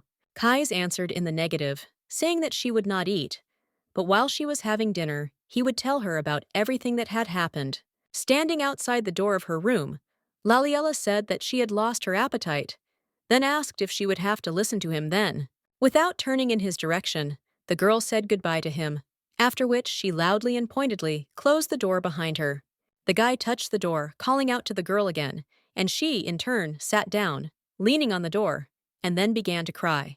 Her hands shook as she thought he was just being selfish, and then asked why he was only now clinging to her. He doesn't love her, so why again cultivate empty expectations in her that will wither as quickly as they appear? Laliella was sitting on the floor with her head down on the bed, but as soon as she opened her eyes, she discovered that it was already dawn outside the window. Having risen, the girl assumed that the Duke had already left. This was for sure, because he was too arrogant. As soon as she opened the door, She was surprised to see the maid standing in front of her with a smile and a tray in her hands. The woman approached her and said understandingly that there was no one in the corridor, so she could calmly open the door. Then the smile disappeared from her face when she said that the Duke had been standing here all night, but now he was in the guest room. He was concerned that she hadn't eaten dinner, so Tara brought her the lamb roast that she loves so much. Laliella remembered that she usually does not cook it in the morning, but the woman explained that she could not refuse the Duke. The girl asked the maid to admit that this was a lie. He probably didn't even know what dish she really liked. The woman asked why an old woman like her would lie. She and the Duke seemed to have something to talk about, so let her ask in person. Because of this unfamiliar expression on her face, she found herself thinking for a moment that she wanted to listen to him. But she immediately abandoned this idea because she did not want to worry all her life and continue to look only at his back. Then Laliella told Madame Tara that the Duke would leave soon. He was not sincere towards her, so there was nothing to worry about. 5 days passed, but the Duke was still at the estate of Baron Fowler, and it was not noticeable that he was trying to leave. Standing in front of the girl's room, the guy said that he had come to see Laliella, but the maid replied that the lady had gone to bed early today. Glancing briefly at her room, the Duke politely asked her to tell her that he would definitely come here tomorrow at the same time. When the guy left, the maid returned to Laliella's room, sighing heavily, and then told her that he had come down. She didn't understand why he was still here, because who knew that he would spend 5 days in such a wilderness, not wanting to return. All this time, Kais unsuccessfully tried to find Laliella, who every now and then had to hide so as not to run into him. When asked if he was going to leave, the maid replied that the things were the same, and the Duke even borrowed his master's clothes. Laliella was surprised that he did not hesitate to ask for his brother's clothes, and the maid was of the same opinion. She said that at lunch she deliberately served him burnt meat, but he ate it all and didn't even wince. Instead, he praised the food and asked for lamb for dinner. From the outside, it seemed that he really liked it here. Laliella began to think that he didn't even keep her there, in Elmano, so why now he decided to annoy her with his presence. Then she said that it was a shame, but there was nothing she could do, and they could only wait for him to leave. Sighing, the girl said that tomorrow she definitely needed to go to the village.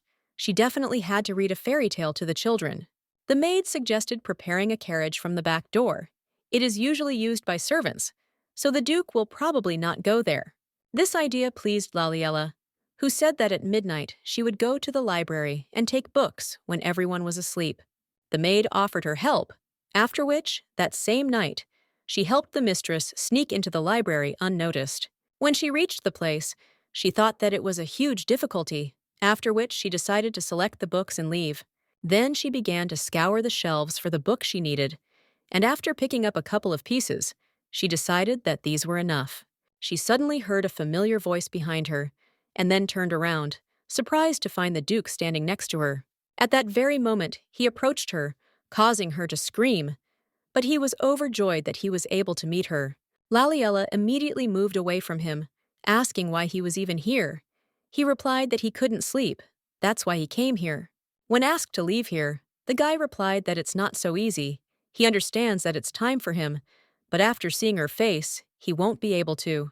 The girl turned around sharply, saying that she still didn't want to listen to him, and it was unlikely that anything would change in the near future.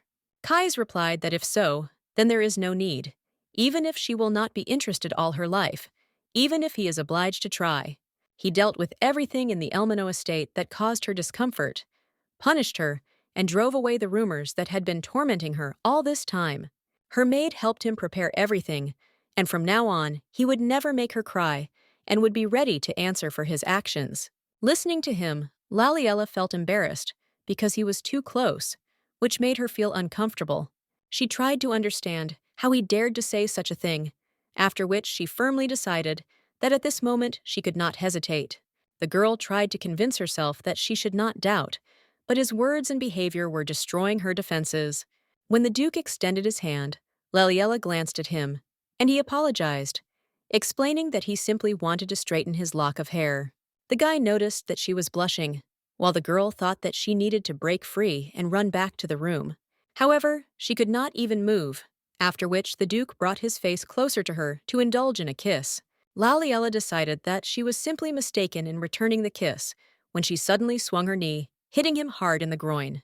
With tears in her eyes, the girl ordered him to go and do this to Mr. Vauquelin, and not to come near her anymore. Sitting on his knees and stretching out his hand in her direction, the guy tried to stop her, wanting to ask what his brother had to do with it.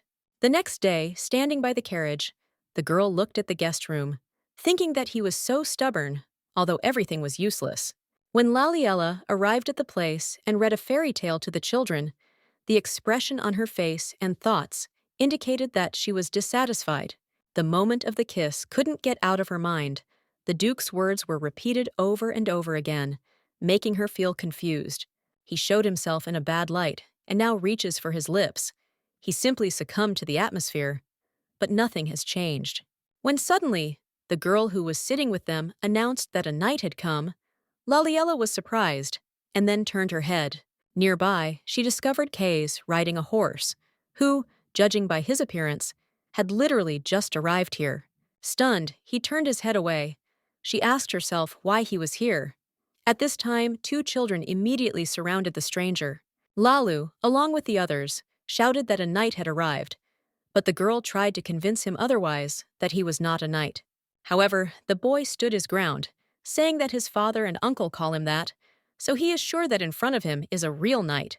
Lalu added that he gave him shining gold, and the girl said that he came to Lalu's house 5 times.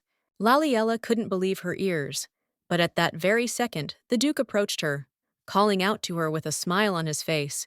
When asked how he knew she was here, the guy replied that he knew from the books she took from the library. While the girl was trying to understand how this was even possible, the children happily invited the knight to sit next to them.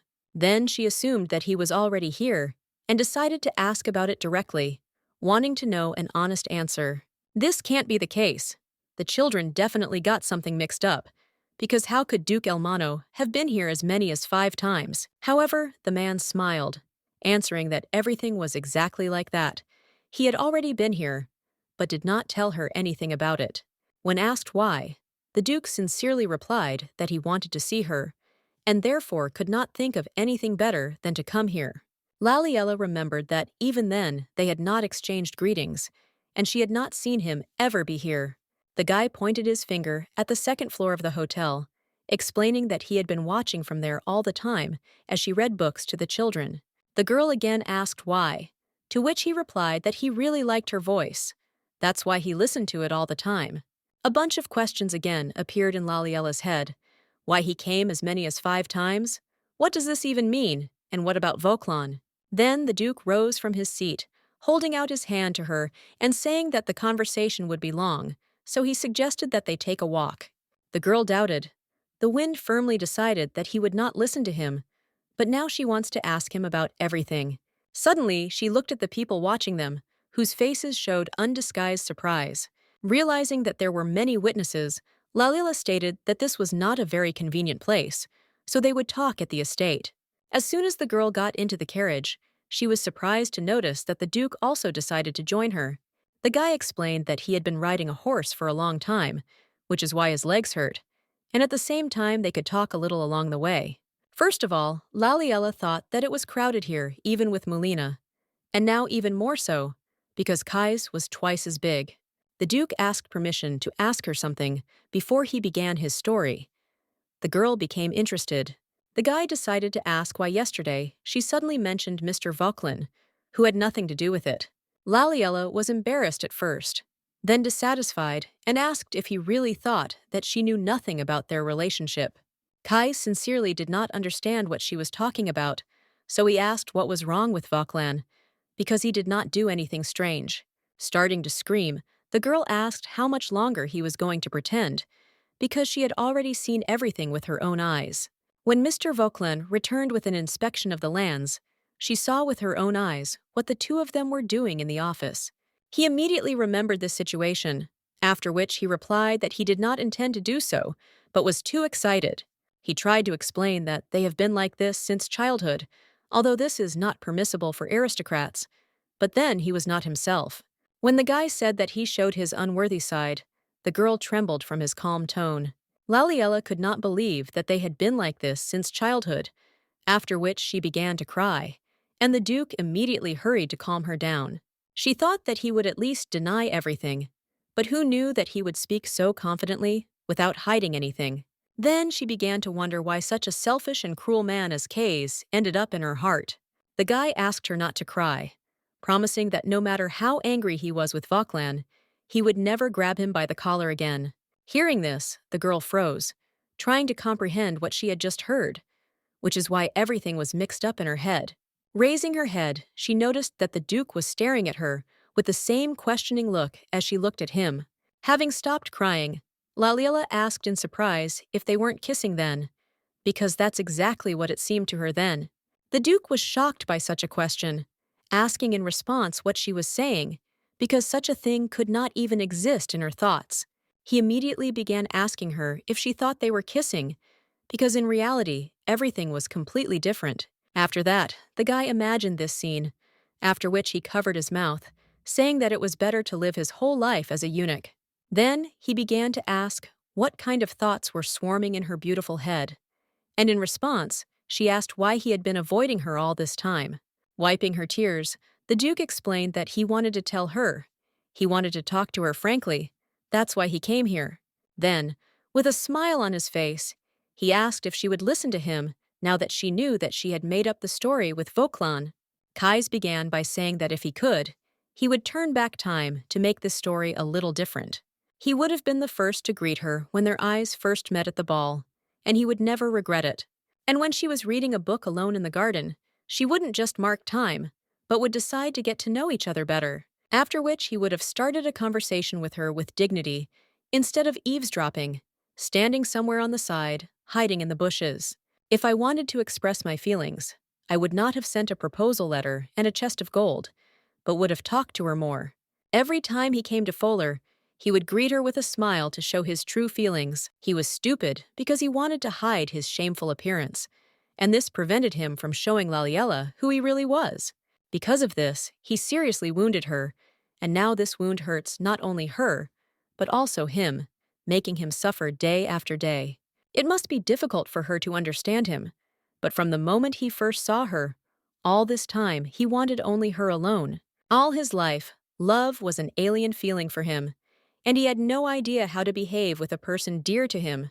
I didn't understand how valuable it was that she was next to him, but he realized all this only when he lost her. He then began to ask her to curse him, promising that he would tear everything down, after which he asked if she could give him another chance. Laliella could not believe that in front of her was now an aristocrat, considered the best and most valuable in the empire. This was no longer the same person who always looked down on her arrogantly and always turned away from her. And right now, he curses himself and begs to be given another chance, repenting for all his actions. If it wasn't sincere, then what in the world could be considered sincere at all? And now she believed him again. Without thinking twice, she brought her face closer to him, after which she gave the Duke a short but gentle kiss. After this, the girl smiled, declaring that she agreed to give another chance to the arrogant and stupid Duke. 2 days later, Lonai said that he was sorry that they were leaving so early, because it would have been great if they had stayed longer.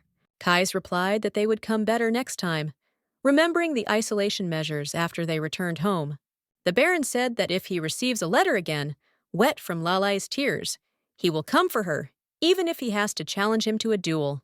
The Duke replied that he would never allow such a thing to happen, after which he swore with everything he had, saying this with absolute sincerity. After they got into the carriage, Laliella took one last look at her home and the people who came out to see her off. Suddenly the girl screamed, feeling the arms of the Duke, who did not hesitate to press himself against her. Then he said that the people in the barony were quite mischievous, and as soon as they learned that they had made peace, they immediately separated them. Laliella laughed, answering that they were just joking, but in fact they were also very happy about what had happened. Closing his eyes, Kai said that she couldn't imagine how the cup was for him at night when he didn't see her next to him. The smile disappeared from the girl's face when she replied that it was very difficult for her too, because she had a lot of questions for him. At that very second, the Duke froze, wondering what issues were being discussed, because they should have already decided everything. She was a little embarrassed that he traveled all the way to Fowler and came 5 times just to watch her read books.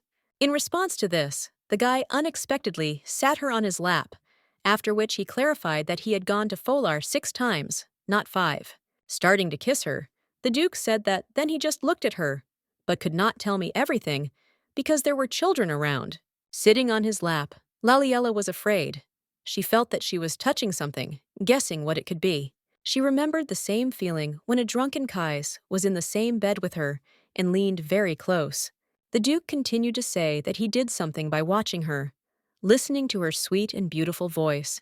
Not wanting to hear what happened next, the girl covered his mouth with her hand, asking him to be silent for a while. The guy said that he had prepared a separate mansion an hour's drive from Folar. Laliella was surprised that they were not going to the estate. Kais immediately apologized, explaining that he was not sure that he could wait that long, because it was quite a long road to Elmano. When they arrived at the place, they did not waste time, trying to enjoy every minute spent together. Looking at the guy, Laliella thought that there was always only indifference on his face, but this was the first time she saw him so impatient. When they were in the same bed, Kais thought that Laliella no longer emanated that sickening and unpleasant smell. On the contrary, the aroma of Laliella herself makes his head spin. He even at first assumed that this was a dream. Perhaps he was stuck in his dreams because he missed her, but the sensations were too real and pleasant. Suddenly, the girl abruptly covered his mouth with her hands, asking him to give her a minute to catch her breath. Laliella thought that the Duke's face had always been so indifferent, but this was the first time she saw him so disheveled. In response to this, the Duke said that it was difficult for him to restrain himself, but if she did not want to, he would stop immediately. Laliella smiled sincerely, answering that she would never say that, but she wanted them to take their time. Looking into her eyes, Kai said that he wanted to call her Lali, like the people who loved her, but he did not know whether this was allowed to him. He also wished that she would call him by name someday, after which he asked if she would call his name.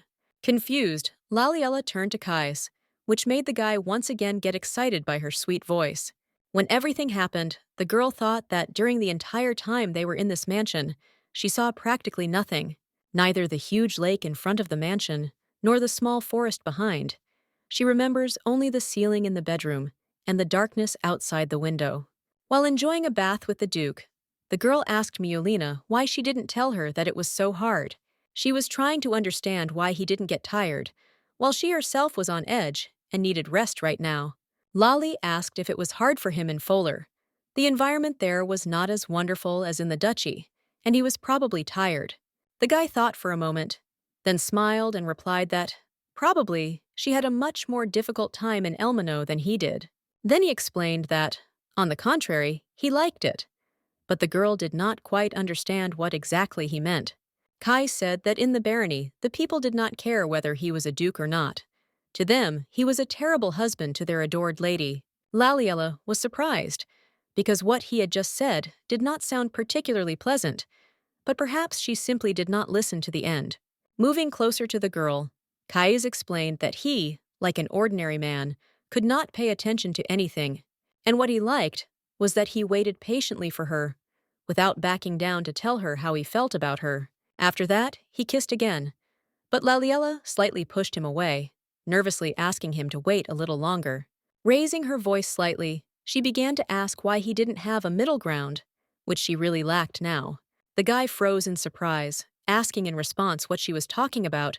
She, in turn, began to gesticulate strongly with her hands. Blushing, she explained that the one who didn't even hold her hand didn't leave her side all day. He wasn't so crafty. The Duke explained that this man would have a lot to learn from Baron Folar, who loves his wife very much. This person can calmly show how to look at a loved one and how to show their feelings without hiding anything.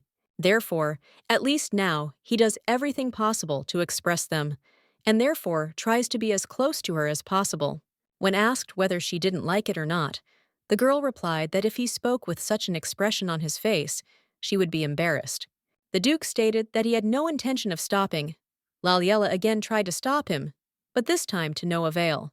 When morning came, Laliella was the first to wake up, noticing Kais sleeping next to him, who looked very happy. At first she thought that she hated him, remembering the words that he could wait for her like an ordinary man, and he liked it. In the mansion, they discussed a lot. The Duke, who seemed cold and arrogant, turned out to be just a boy with emptiness in his soul. He was burdened by responsibility for Elmano, and like a fool, he was not aware of his feelings and did not know how to behave with her. Therefore, he only thought of keeping her close to him, which is why all this confusion arose in this strange relationship.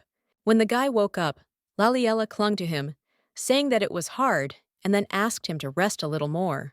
A little later, when they arrived at Elmano, Wallace, who was watching them, shed a tear and said that he was very happy. It seems that after a long time, a warm spring has finally arrived in Elmano Castle, within whose walls eternal cold reigned.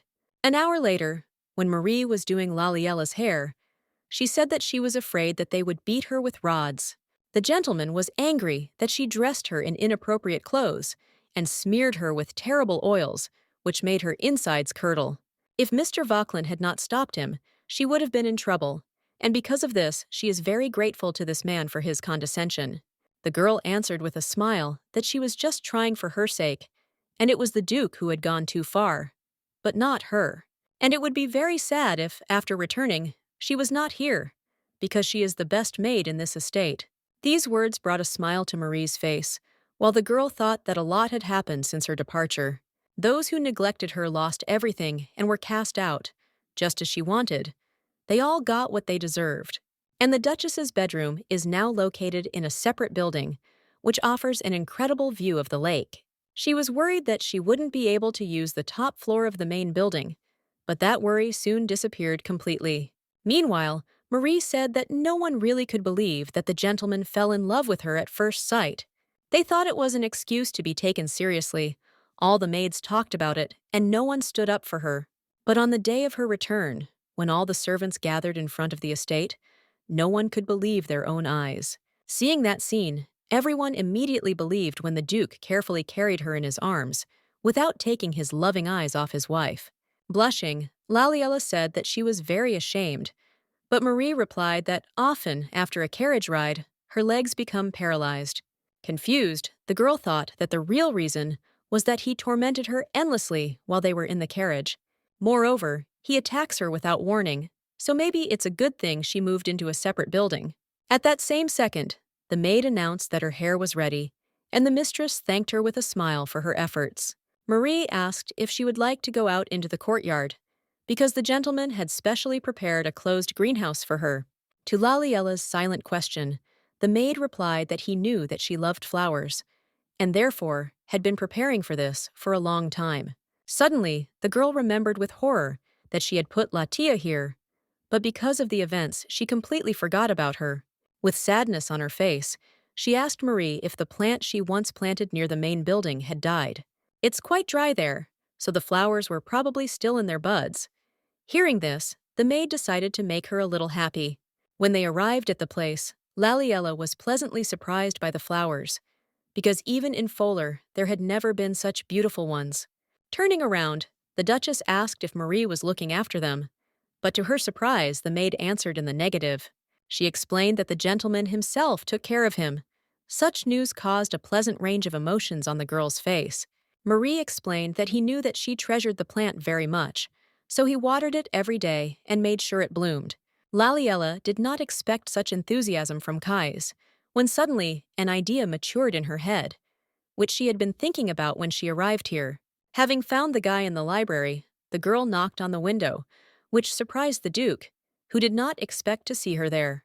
Having let her inside, the guy explained that the door was on the other side. Impossible. His wife got lost along the way. Without answering anything, Laliella handed him a bouquet of flowers, but the Duke did not immediately understand what this sign of attention was for. Meanwhile, the Duchess, with a smile on her face, joyfully said that she loved him very much, and this bouquet was intended for him. She explained that this was Laliella, which they raised together, and today was the first time she saw the flowers bloom. In Foler, it is customary to name a Laliella seed by the name of your beloved and plant it, and then collect a bouquet and declare your love. She named it Kaisa and planted it, thinking that if it didn't bloom, she would at least recognize it when it grew leaves. Suddenly, the girl became slightly embarrassed, thanking the Duke for helping the flowers bloom in her absence. The guy smiled sincerely when he heard that, for the first time in her life, she saw such a slowly growing Laliella. Instead of any verbal response, the Duke picked her up in his arms, causing the girl to scream in surprise. Before Laliella could say anything, the Duke interrupted her with a passionate kiss, unable to contain his emotions. After interrupting, Kai said with a smile that he loved her even more. He had always wanted to say this, and now was the perfect opportunity. The Duke asked himself why he was so stupid, because all his life he did not understand what these feelings were called, and it was love. Having sat her down on the table, the guy rushed to kiss her, unable to contain his excitement during their long separation. Laliella began to worry that they might be seen, but Kai's replied that they should calmly watch, see, and be convinced. They must see that someone is a woman who forced Duke Elmano to kneel and worship her endlessly. The girl asked what would happen if rumors spread. He replied that he had been listening for 10 years, that he was only busy with work, and that he was generally a eunuch. After that, he confessed his love to her, hearing mutual words in response, after which he kissed his beloved wife again. After some time, Wallace watched through the window as the Duke carried a girl in his arms, who said that she could walk on her own. The butler was overjoyed, causing a smile to flash on his face that he was unable to keep. He thought that he needed to tell the kitchen to prepare dinner in a separate building and not forget about the lady's favorite steak. When he was about to leave, a dissatisfied Vauquelin entered the office, asking why Caius had not appeared today. Wallace replied that the Duke had just left for a separate residence, but the guy did not like this answer. He said that this wouldn't work, and that we needed to drag him here, even though they were newlyweds. But there should be a limit to everything. They do almost all the work for him, after which he looked into the butler's face, which instantly darkened at his words.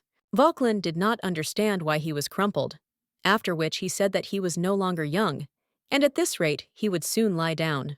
In response to this, the butler said that his request might seem impudent, but would he mind working his ass off a little more? The man explained that he had not seen the gentleman smile for a long time, and this happened for the first time since he was a child. It may be hard for him, but he wants to give him a little more rest, which he deserves after many years of suffering. An ambiguous smile appeared on Vauquelin's face when he asked if he could think about him, since he was not yet married. Wallace replied that if he was very tired, he could take a vacation, and he, the butler of this house, would take care of the rest. Unable to bear it, the guy flared up, shouting that if he spoke like that, he would definitely not be able to refuse such a request. A few days later, Marie was helping Laliella put on her dress in preparation for a very important event. The girl asked if these clothes suited her. Because she had never worn anything like that before, the maid asked not to worry. His lordship thought that she was much more beautiful without frills, and she completely agreed with him, discarding the jewelry. And the new concept for her was that she doesn't have to dress up too much, which makes her look even more beautiful. Laliella said that she liked this payment very much, and Marie replied that she was a maid who foresaw fashion. She added that you can trust her. The most unique and capable, the Duchess liked how solemnly it sounded. After that, the girl headed into the hall, and today she will organize a tea party for the second time as a Duchess. The same aristocrats were invited as that time, but now everything should go as it should have originally. Those who called her the wife of a eunuch, who did not even spend her wedding night, were obliged to admit their guilt. She hoped that today they would apologize to her for all the slander that they had managed to say about her and the Duke. When everyone was seated at the table, one of the guests said that she seemed to have lost weight and should eat a little better. Another girl added with a smile that something seemed to be bothering her, as she looked rather gloomy today. However, everyone thought that she was wearing some shabby clothes and almost no jewelry, which looked very ridiculous. Even if the rumors about Duke Elmano are false, the fact that the hillbilly sold himself for a chest of gold remains unchanged. One of the guests was going to marry the Duke to her daughter, but how did it happen that she again became the mistress of the house? For some reason, everyone's hearing in Elmano's castle has been replaced, and finding out what is not as easy as it seems at first glance.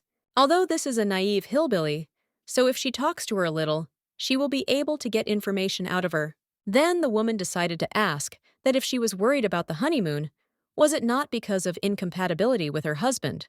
Another guest picked up the conversation, adding that all aristocrats in this regard are rather weak and unbearable. If this is the problem, then don't worry. You can just find a lover who will please her. And the Marquise has many connections. She knows not only aristocrats, but also knights, artists, and large merchants who know their business very well. One of the women said that she was a little embarrassed to talk about it, but the Marchioness introduced her to her lover. Devers's wife said with a smile that it was common in social circles for a noblewoman to have one or two lovers. Therefore, if the Duchess wishes, she can turn to her, because in such a situation they should all help each other. After taking a sip of tea, Laliella spoke up for the first time, awkwardly saying that there was actually something that was bothering her. The women immediately put on a good-natured smile, asking her not to be shy, because they would listen to her carefully. The Duchess said she was embarrassed to talk about it, but to be honest, she couldn't do it even if she wanted to. One of the guests clapped her hands and said that there was still a problem, but she herself thought that she definitely knew about it. Devers's wife added that she thought so, but asked not to worry, because she would provide her with a good man. However, Laliella looked away, saying that that was not what she was talking about, explaining that she wanted to do it in moderation, but it didn't work out that way. Smiling awkwardly, she added that without warning, day or night, this is normal for newlyweds. Hearing this, the guests were shocked, because he did not even approach the women, and then he attacked without warning. They could not believe that we were really talking about Duke Elmano, who during this time had become known as a eunuch. That same evening, after tea, one of the women, while at home, carefully examined the Duchess's gift. Laliella said that due to an unpleasant incident last time, she was never able to give these wonderful gifts. In addition, his lordship said that he would soon send them his gifts, but they would have to wait a little. The girls did not pay attention to this statement at first, but now, for some reason, they suddenly felt anxious. When suddenly her husband burst into the room, menacingly asking what she was doing outside the house, she did not understand what was suddenly wrong with him. The man shouted that Elmano only included them in his merchant ship business, and the rest suffered a different fate. For spreading rumors about Elmano, the Duke rejected the investment plans of all the families except the Marquise of Devers. The Marquis, who belonged to a noble aristocratic family, got away unscathed, and the Marquise ignored the situation. Thus, the trusting relationships of the ladies who controlled the secular world through rumors were destroyed. And today, Laliella once again received letters of apology from those ladies who were present at the tea party. Kai said it was a gift, but she didn't think he could really go that far with something like that. And yet, thanks to him, rumors about them have decreased, and invitations to events are coming from other aristocrats. While alone in her bed, the girl noticed that Kai's was staying late today, working late. He usually comes while she is washing and knocks endlessly to hurry her up, thereby surprising the maids there. Suddenly, Laliella noticed that the door to the terrace was open, deciding that the maids had simply forgotten to close it. Deciding to do it herself and getting to her feet, she began to complain of pain in her legs. These were the consequences of the previous night. When the Duchess reached the door, she noticed a mysterious figure wrapped in a hood, and his face was hidden by a mask. At that very moment, horror struck her when she tried to ask who he was, but no answer came.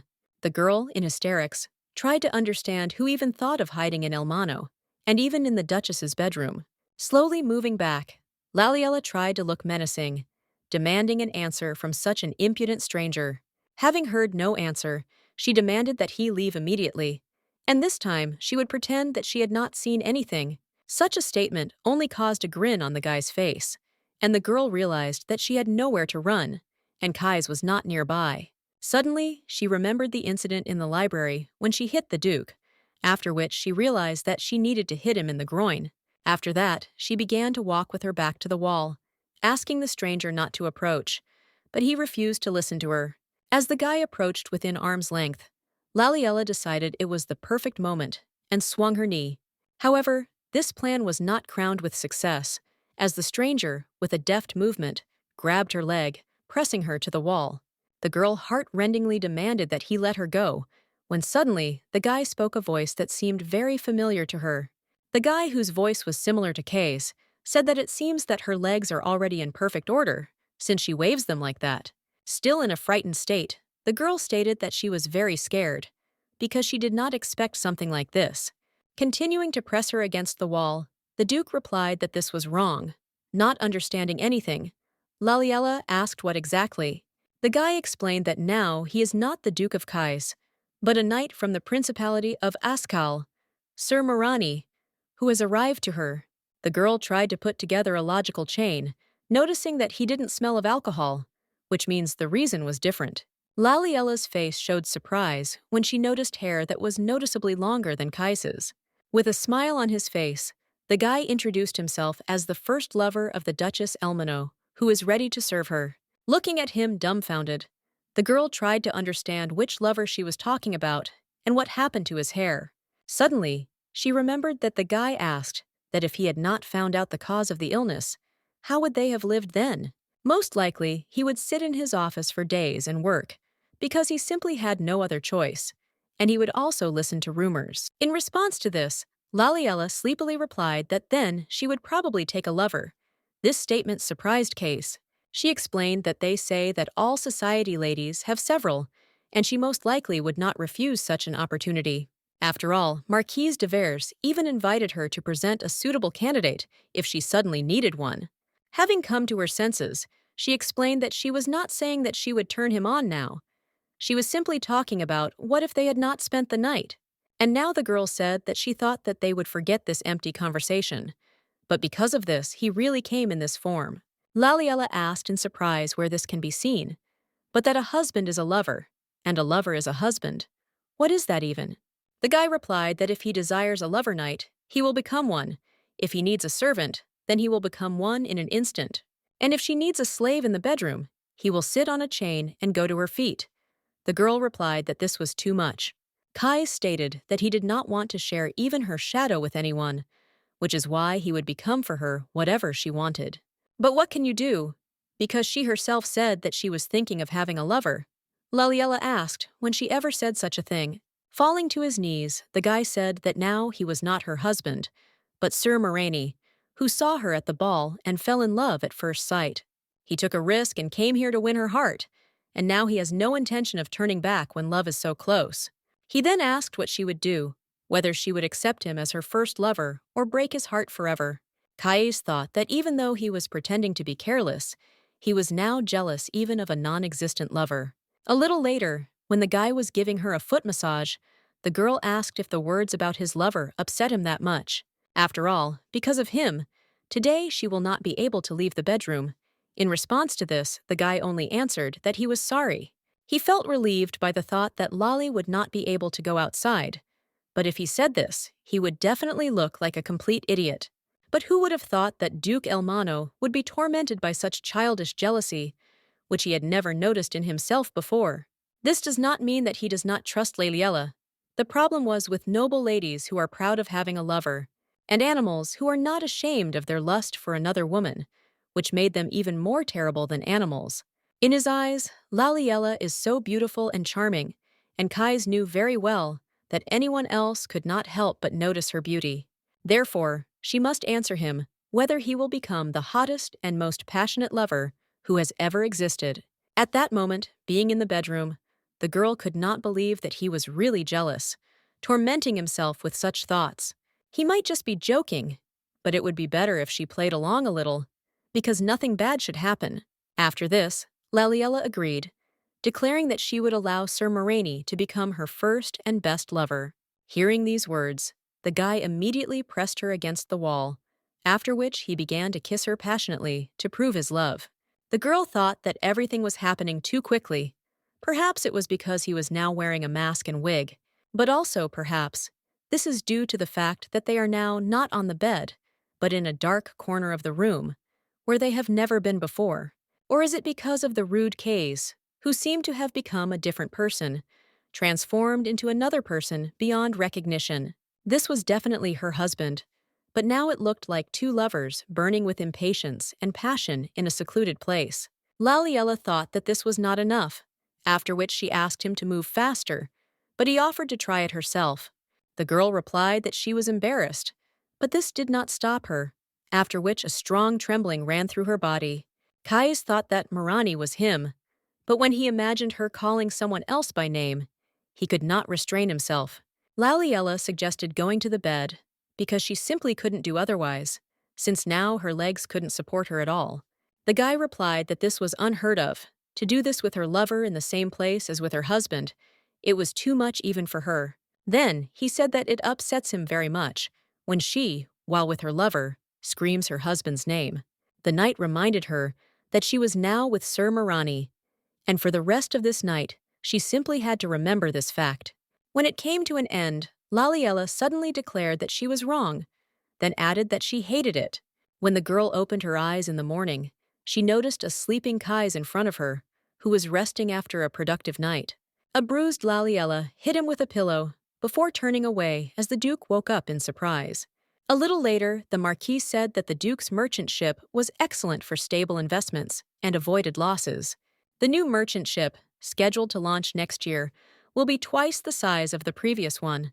He told his heir, Nathan, that thanks to his mother, they almost missed the chance to invest in this business. So now it was his turn to try not to attract the attention of the Duchess, so as not to anger the Duke. The guy responded restrainedly that he understood everything, after which he thought that under no circumstances would he look at the hillbilly. He didn't expect that the man who had refused marriage to his younger sister and countless other aristocrats would contact her. It was unclear how she managed to seduce Duke Elmano, who had never shown interest in women. When the guests arrived at the place, Case invited everyone to come inside, after which he greeted the new arrivals. The men immediately bowed, replying that they were honored to meet him, and then thanked him. Suddenly, the glances of absolutely all the men were immediately directed to the girl who stood a little behind the Duke. Nathan remembered with surprise how his mother had said disparagingly that the Duchess was just an ugly hillbilly. On top of everything else, she received such an insult because of some rootless girl who is not really an aristocrat. Peering into Laliella's sweet face, the guy tried to understand where she was. An ugly simpleton. Meanwhile, the Duke, examining the guests, thought only that he really wanted to gouge out their eyes for all of them for such looks. This was especially true of one blushing guy, whom he immediately recognized as the eldest son of the Marquis de Vers. Frowning, Case mentally asked how he dared allow himself such shamelessness in front of her husband. Then he suggested changing the location. The Duke prepared exquisite tea, which was delivered to them on a merchant ship. Cais asked Wallace to escort the guests, while Nathan again began to stare at Laliella too clearly. At that same second, the Duke asked him if the heir to the Marquis family had any other business with him. He answered in the negative. When the guy caught up with the others, Cais thought that he was too self-confident for a boy who did not understand his position. Then she turned to her wife, saying that she had prepared everything perfectly, so now she could afford to rest a little. Laliella replied that she was not the least bit tired, because all this time she just stood there, only languidly watching the preparations. Therefore, she decided that she could accompany the guests with him. This was her duty as the mistress of Elmano Castle. Cais thought that this was not the problem, because so many men were looking at her, including the idiot from the Devers family. After all, it was their mother who spread rumors about her. But now he doesn't want to show them even a hair of her again, let alone the rest. However, he knew that now she did not understand his feelings, when suddenly a simple but brilliant idea appeared in his head. The Duke said that the meeting would end in at least 3 or 4 hours, so she could read in the library for now. Thoughtful, the girl replied that she had a couple of books in mind, but she might get too immersed in reading. The guy asked not to worry about it, because he would specifically send the butler in advance to warn her about the departure of the guests. Cais wanted to kiss her, but Laliella blocked his mouth with her hand, saying that she was still angry about yesterday. She had to greet guests, and because of the marks all over her body, she had to change her dress, so for now he was forbidden to touch her. 4 hours later, Laliella sat alone in the library, buried in a book, but all her thoughts were somewhere far away.